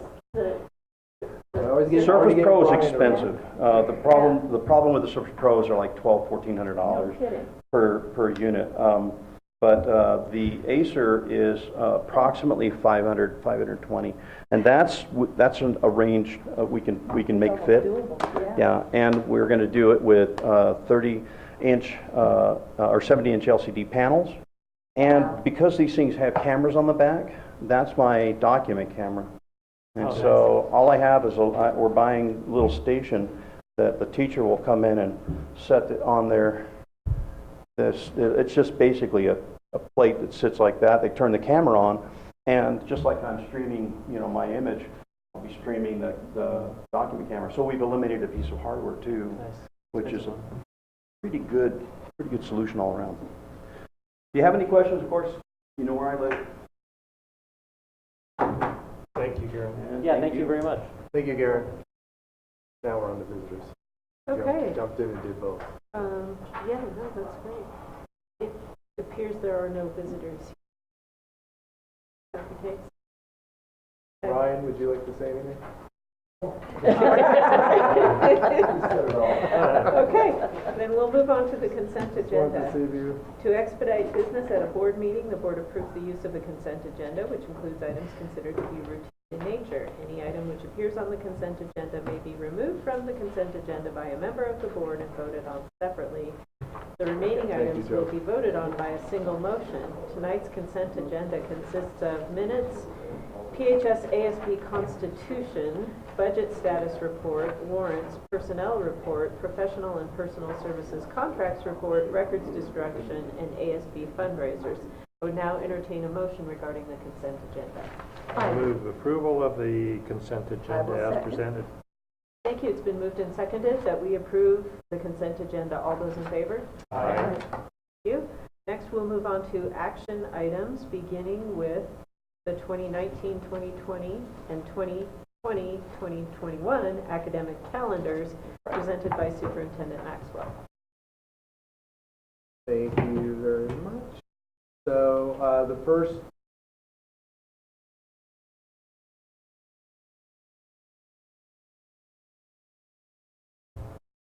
so again, we talked about this the last time we met, but a committee had been formed and that included community members, teachers, administrators, and developing a committee to help develop the next 2-year cycle for calendars next year, which will be 1920 and 21. 4 options were developed. Those were put to the PEA and PPA for a vote by their members. You can see the results of that vote. And the clear winner was option A for 1920 and option A for 2024.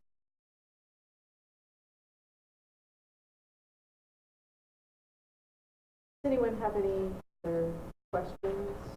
I would move that we approve the calendars. Second. Been moved and seconded that we approve the recommended options calendar option A for both the 1920-2021 academic years. Is there any further discussion? Hearing none. All those Question, because I think before the holidays I had a constituent concern, and I talked to Bob about this. I think the feeling was that the board and the district were making these decisions, so the information is actually the PA making the decision. They're voting on this. They vote on it because it is considered a working condition. It is part of their bargaining agreement. Typically, the board has the powers to set the beginning date, the end date of the school year, Right. Which is always currently always last day or Wednesday in August. Sorry. And then what we've tried to do this year is get more community input. We did a survey. Took those results to the committee. The committee had met 4 times to help develop the calendars as a group, but they still go to the committee or to the associations for a vote. I don't know how to get that to constituents. Your point is well taken. When I visited the civics class, a student asked why did you shorten Thanksgiving break Right. this And year? I think sometimes the board is the default. Mhm. We're the evil ones. And I think to blame the teachers to say, oh, that was up to the board. They decide, well, we vote on the final decision, but we didn't set the calendar. We set the before and end date, didn't set the calendar. I have a question. Yes. So with the PEA votes of 109 people, is that a pretty good voting? I mean, they're not required to vote, are they? No, they're Choose to not. vote? Is that, And, I don't know how many, we have approximately 163, 180 this year, okay, so a little over half so a little over cared half. enough to vote. Yeah. Sometimes, depending on also, like PPA, we have 60 plus members, but if they're not members, they also don't get to vote. Which, so if you look at PPA, you see what, 16 and 5, but there are a high 60 areas that we actually have that currently, if they're not members, they do not get to vote on collective bargaining or on the calendar. And that could be a few of the teachers could be non-members. But most Most of them are, I would say. Very few that aren't. So where would this be posted for public constituents to see This will, the results or the calendars? results? The results right now are in the board package, which the packets are on our website under the 2019. And then once we approve the calendar, I assume it'll be posted to the Correct. website? Yep. So Shannon takes care of posting. Widely published. Really deflecting the blame. Yeah. Well, and if you look at the data, I mean, of the people that took the survey, the majority of the community would like, I think spring break is the biggest complaint. Right. The majority of the community would like spring break to align with WSU. But if the teachers don't vote for that, part of the contract is that we support their vote, right? From what I understand. Well, that's a board decision. So we could say we're supporting the teachers. By voting for it, you would be, yes. Yeah. Absolutely. And if we vote no, hypothetically, they would then renegotiate the calendar, or We would go back to the drawing board. Or back to the drawing calendar. It's been a more deliberative process than ever in the We made some significant discussions during bargaining this past year to include community members into the decision-making process of coming up with options. So I think that created a better dialogue with our community members and union members on both sides of the rationale for certain lengths of time and calendar adjustments. So I think it was a very good discussion. The committee worked very hard. It's, you know, I see it sort of when a snow day, 50% of the people are going to love it and 50% of the people are not going to love a snow day. well, if I recall, you said that there was a definite divide between staff at WSU not caring about spring break, wanting it to be more of a uniformly stretched out period of time versus faculty who wanted spring break because they were already off, right? So I would say even the community itself wasn't really totally on board with the spring break thing, just because like as staff, we don't, 1 week is just something that. And if you look at the survey results, it wasn't super overwhelming if you look at the percentages in any particular. And what the committee really tried to do was give at least something for everybody. And so I mean, thought, the calendars that they came up with, I thought were great. and they worked Great really, options. really hard to come up with options that reflected the survey results. And correct me if I'm wrong, Joe, but I think part of it was they tried to offer at least a little bit of something for everybody. If they couldn't do spring, then we would go back to doing a Thanksgiving, or if we couldn't do, so spring break is, and I would say for a teaching standpoint, not having a break when you go, if we aligned with WSU, that's a long stretch till the middle of June. And there's good points on both sides of that conversation, but for teaching and for students, that's a long haul through April, May, June without a break.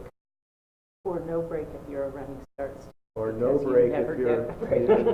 and running starts a whole nother, and there's always groups of students and exceptions that impact. Calendars are very, very difficult.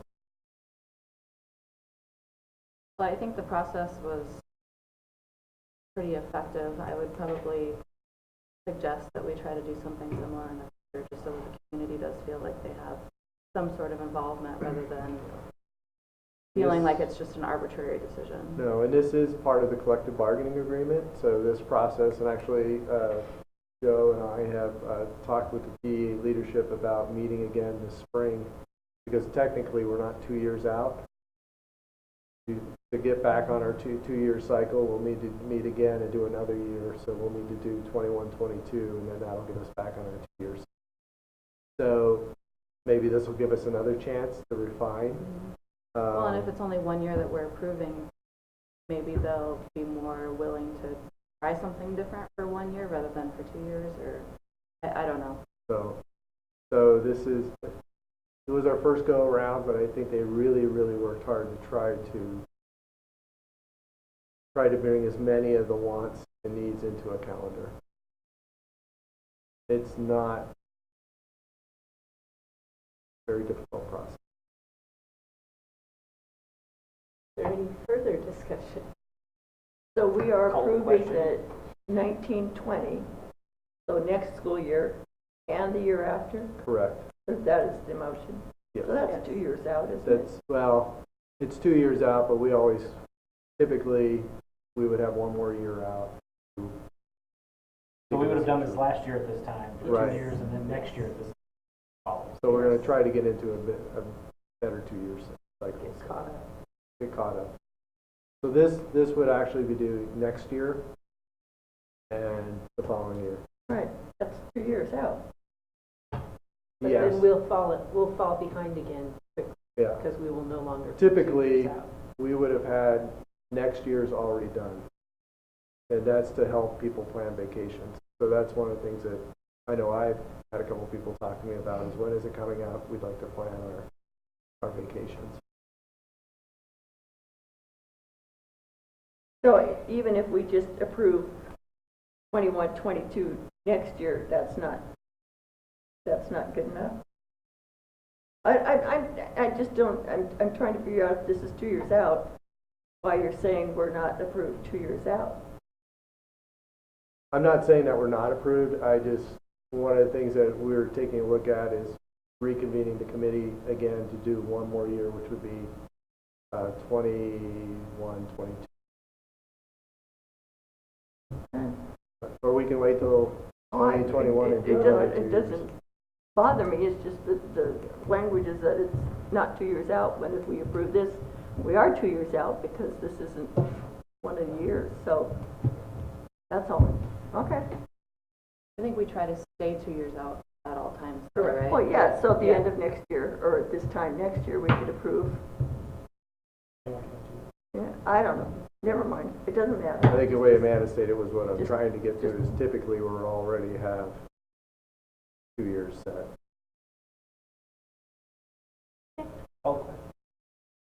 All those in favor? Aye. All right, thank you. Our next action item is board positions. Reps and committee assignments.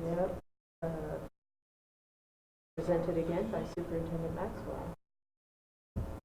Thank you. So according to our policy 1210, the board president will appoint board members to serve on committees. The board can review and appoint or reappoint members to serve on finance committee, policy committee, the following district committees: curriculum advisory, wellness, highly capable, affirmative action, English language development, technology, and safety. I believe Shannon had sent out our latest active, a list of our active committees along with current membership to the best of our ability. So this would be the time if you're interested on serving some of those committees, or being appointed to those, I should say. This is an action item. Well, we're not approving the committee rosters, right? We're just approving the fact that you appoint people to the committee. Correct. Yeah, I would. Second, or the state. So does that mean that everyone is No, Does anybody want it to just means we're change? approving. I thought we were approving your Just ability approving to it. appoint us to the committees, not our committee membership itself, right? Is that it? Well, I don't know, that's what I Okay. read in this document. I Yeah. mean, Okay. That's what it says. Yeah, you appoint the board members president will to appoint serve. board members to serve on committees. The board can review and appoint or reappoint board members to serve on the finance committee, et cetera. But it doesn't have any rosters. Right? Yeah, so there's no way to, I haven't seen the email from Shannon, so. Yeah, I agree with what Nathan's saying, and I also haven't reviewed what Shannon's out, so maybe we could, at the next work session, talk about the actual, and see if any, You want it at a work session? well, I don't know. Oh. I just haven't had a chance to review the actual committees yet, so. Okay. Right. I understand that.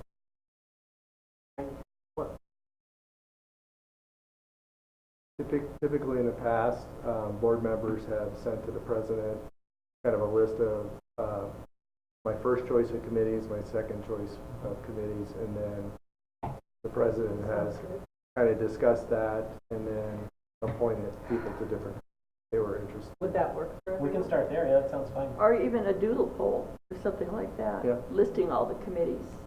Because you want to include the WIAA rep and the policy committee and the finance committee and legislative The steering rep. committee for the, But there's or the communications committee. I mean, and not all of those committees are listed in this particular Correct. thing. So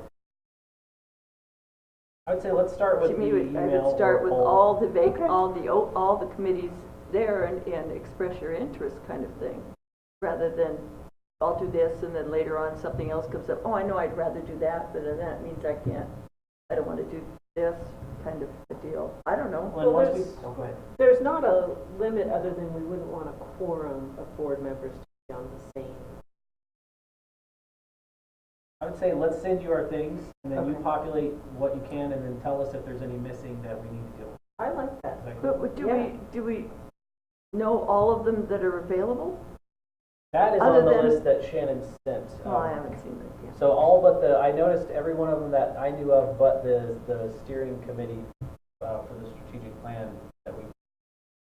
And we all did- the rest of them. Are We on. did not include that because Yeah, we wanted It's to. like an ad hoc type of. Yeah, I mean I'm just saying that was the Yeah. only one, but it was a pretty exhaustive list. I mean they were mostly Yes. on. I think if we just look at that list and then just tell you what we're interested in, and then if you find any that no one's on, just let us know. Hey, can you do the curriculum? Does anyone want that?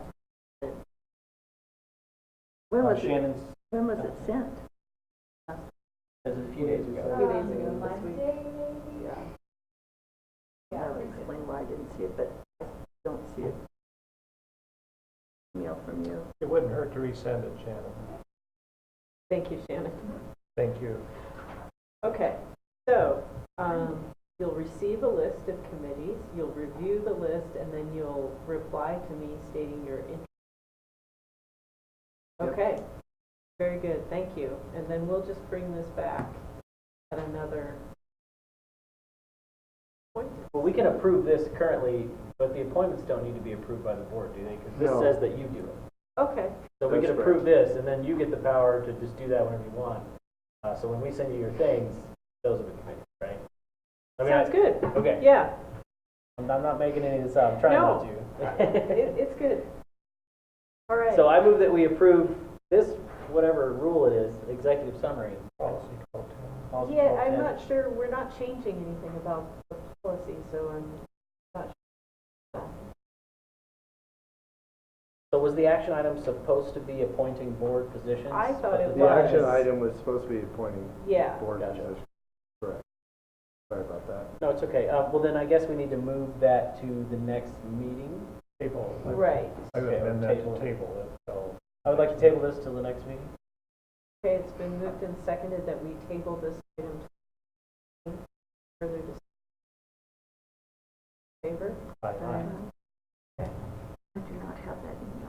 It's going to be resent to you. so Yeah, I know, it's okay. but I'm just saying that I don't know it. Okay. All right, let's move on to discussion items, beginning with policy 2030, service animals in schools. Superintendent Maxwell. All right, I am in the process of pulling it up one more time, so just give me a few more seconds here.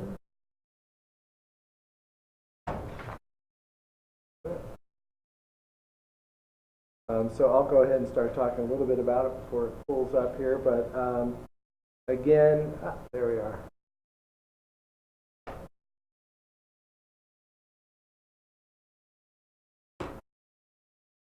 So part of our trying to keep up with all the changes and additions, you should have received the latest December issue of Policy and Legal News from WASDA. So I tried to pick out a couple of several that were semi-easy or important as far as essential that we needed to take a look at. One of my favorites reappeared, which was 2030 Service Animals in Schools.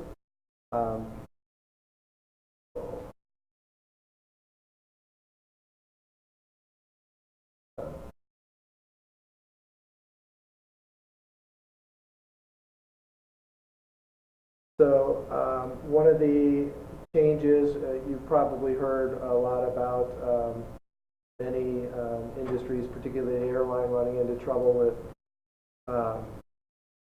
comfort animals versus service animals, and a lot of issues that have come up. So there's been a lot of state and federal regulations regarding service animals lately.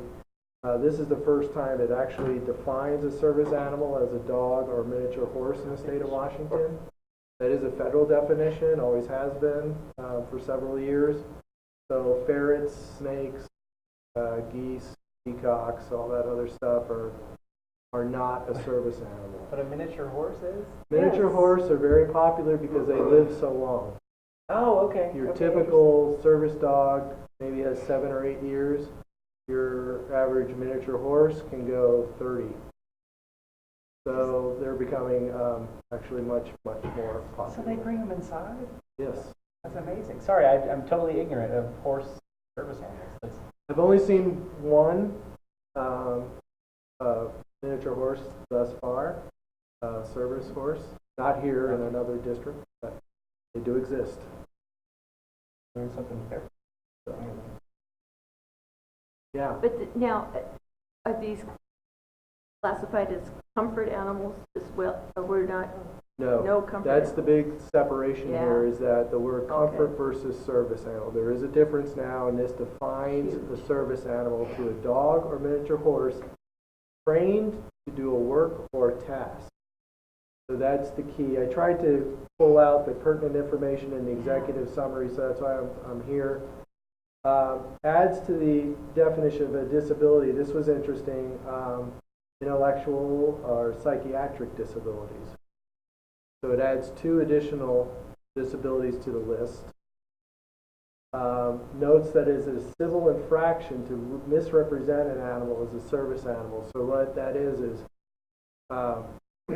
taking your comfort animal and bringing it to school and saying it's a service animal. Defines the 2 inquiries a principal may make to determine if an animal qualifies as a service animal. This is not new. This has always been law, but it really pulls out the question if the animal is required because of a disability. So you can ask that question. You can also ask what work or task the animal has been trained to perform. You cannot ask for documentation.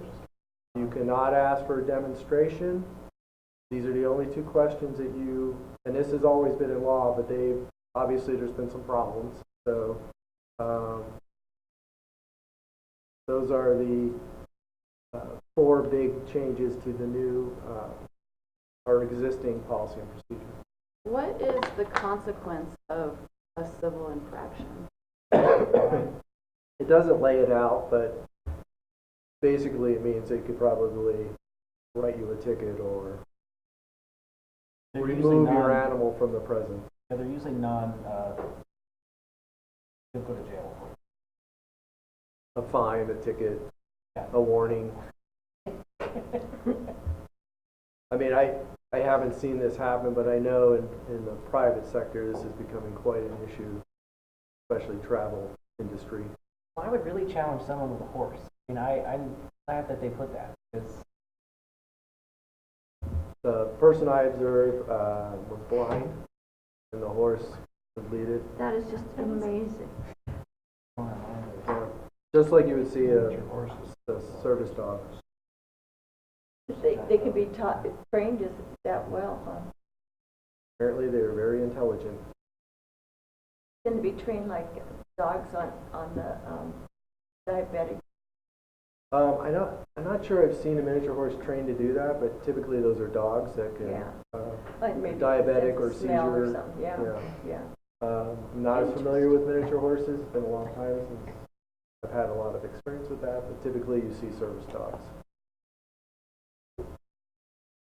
Would you like me to go into the policy or procedure? No. I think we would like to comply with the law.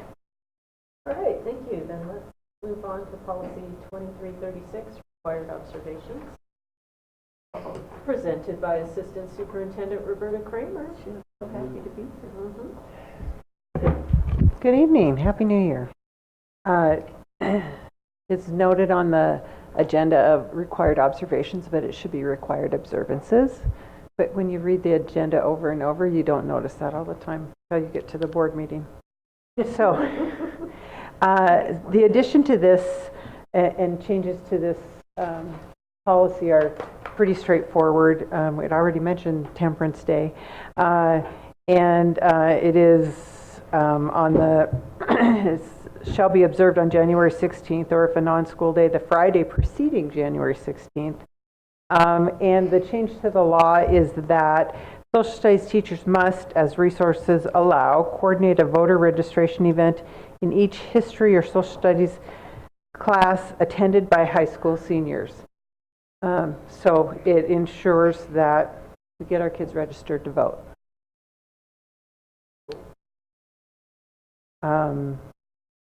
Yeah, and the part that we're deleting refers to that the state was going to provide activities for that day, but our teachers, they got this, and so there really isn't a need to do that anymore.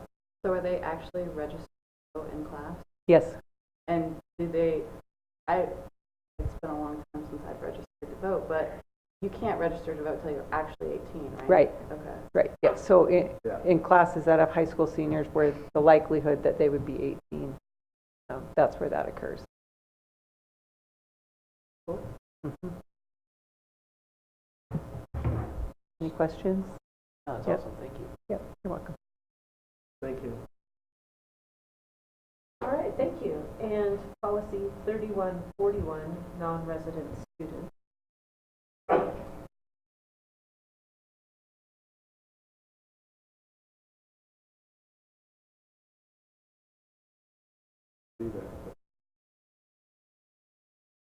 All right, so non-resident student, there was quite a bit in the policy legal news, so I tried to simplify the changes. So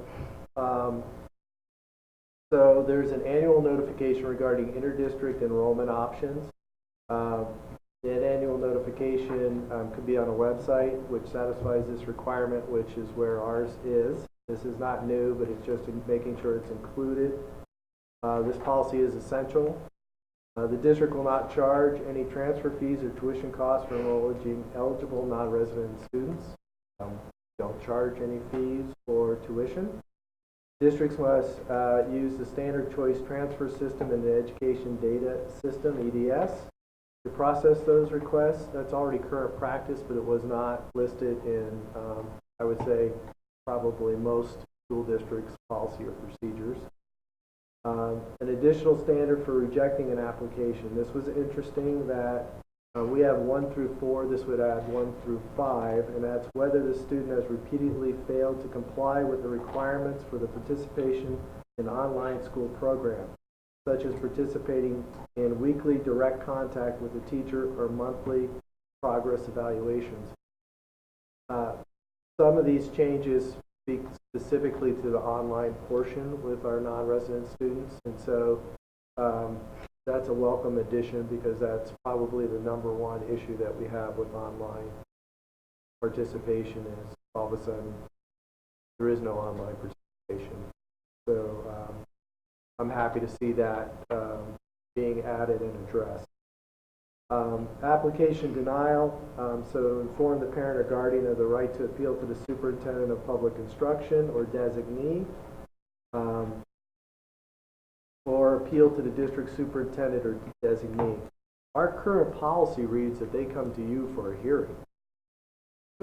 And I think this is a great change where that does not put the board in the position of trying to make that decision, especially in a hearing. And so they could either go directly to OSPI or they can come to the superintendent or designee. I think this is a much more user-friendly change. So that, I think, is a great change in addition. And then finally, the last change was the district may deny the application of a student of a full or part-time employee if the student has repeatedly failed to comply with the requirements for participation. Again, you see that online school program. They are really trying to, I think, heighten the use of online programs and students that are signing up for these programs, but they're not completing the programs. Do we have a lot of? We do not have, I would say, a lot. It's one of the things that we put together some different models for some different courses this year, but that's one of the things we're really taking a look at, trying to find a more structured, seamless process for both staff and students that's more meaningful. Do we think what types of students would take an online? It's a variety.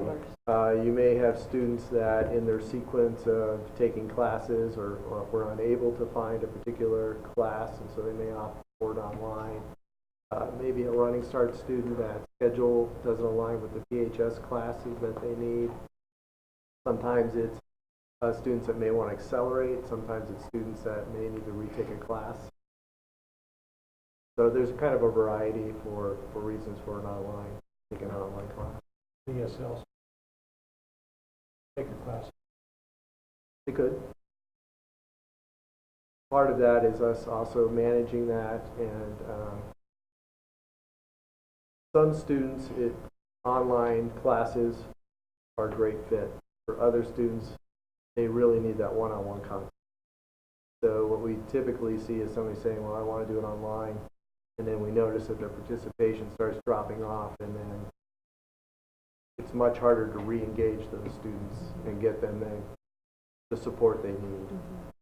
Are there any funding implications or FTE changes to an online student versus like a high school standard student? Do we still get full FTE funding for them? As long as one of the, as long as they're taking the required number. What's the definition of a non-resident student? A non-resident student would be a student that lives outside of the district boundary.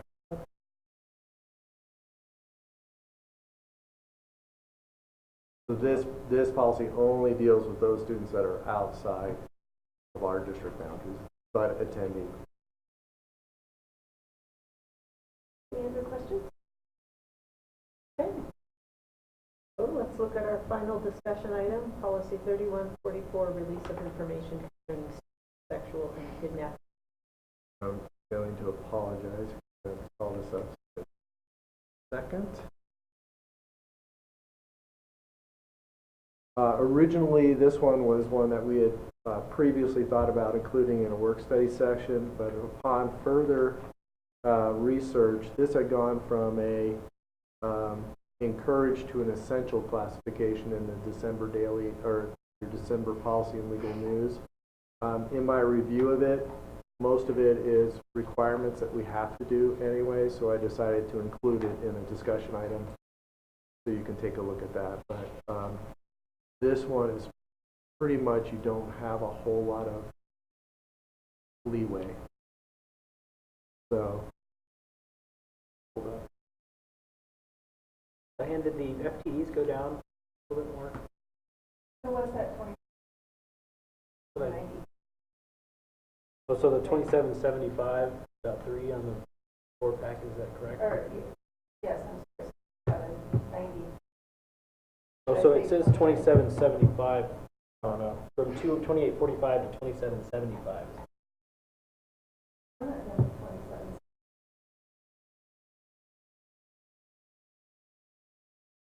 Yeah, the last I saw was 2790.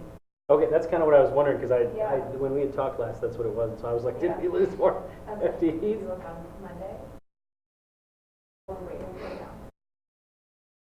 Oh, yeah, I haven't, yeah, I guess, Okay. yeah, it hasn't been, but I usually pull it off the OSPI website, but I wouldn't get that till the end. That's down quite a bit. We did lose quite a few over break, but we also had a lot of start yesterday, so they didn't start the first day. Oh, so they haven't put it on the count then? So. Yeah, so. We can't count them unless they're on there. Trying to switch topics there real quick. No, that's fine. Perfect. Gave me a little delay to pull this up. So, so getting back to 3144, release of information concerning sexual and kidnapping offenders. This is a new WASDA policy classified as essential. The article regarding this policy can be found in the December 2018 issue if you want to read in more specific, but I put in the highlights.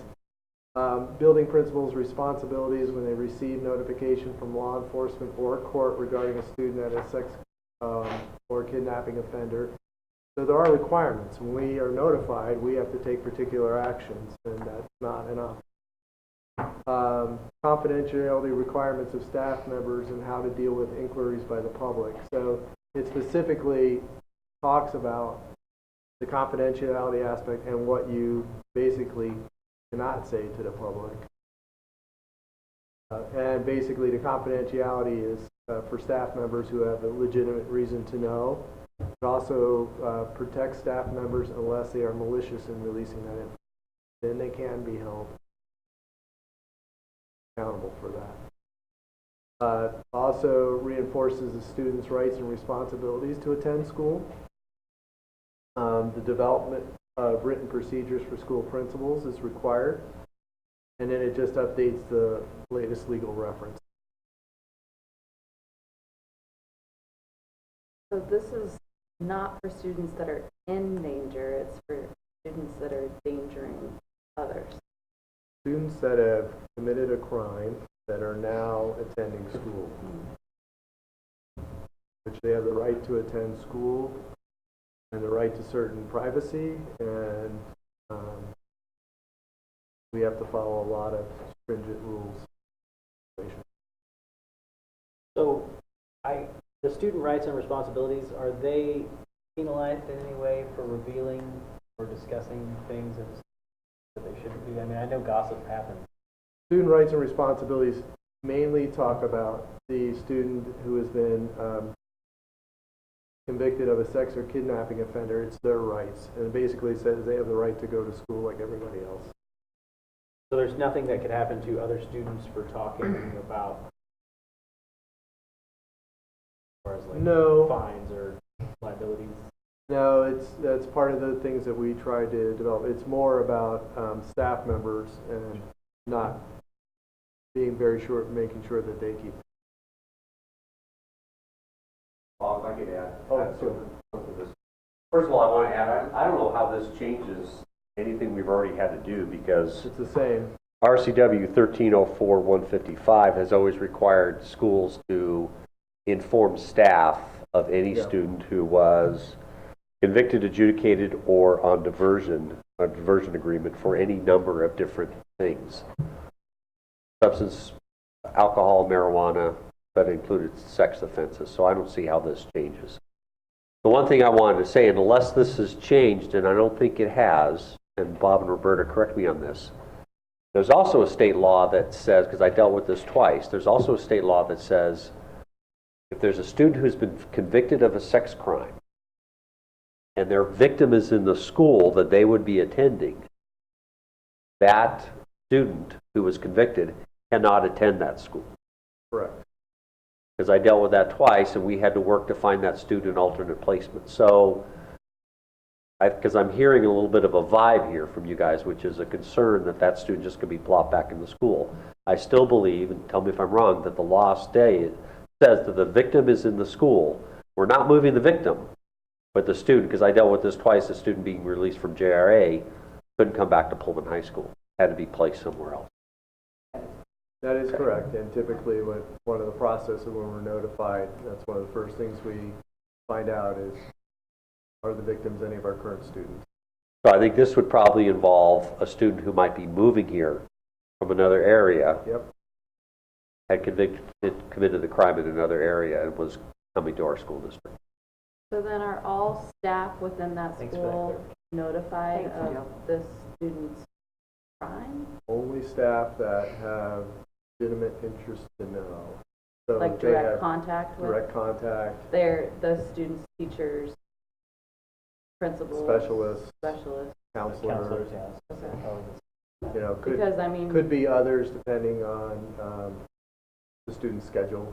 and then those staff members, I'm guessing, have some sort of responsibility to kind of make sure that those crimes aren't happening They need to be aware again. and report. And typically, what ensues is that we have some type of monitoring plan in place.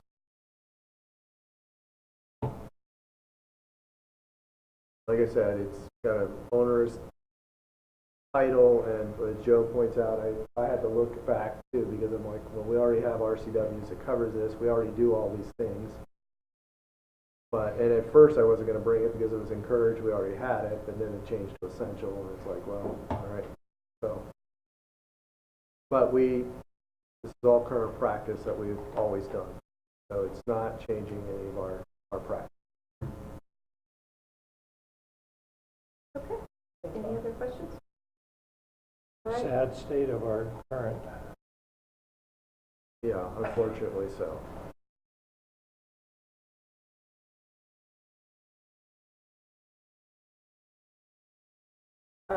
Okay, so that brings us to the end of our discussion items.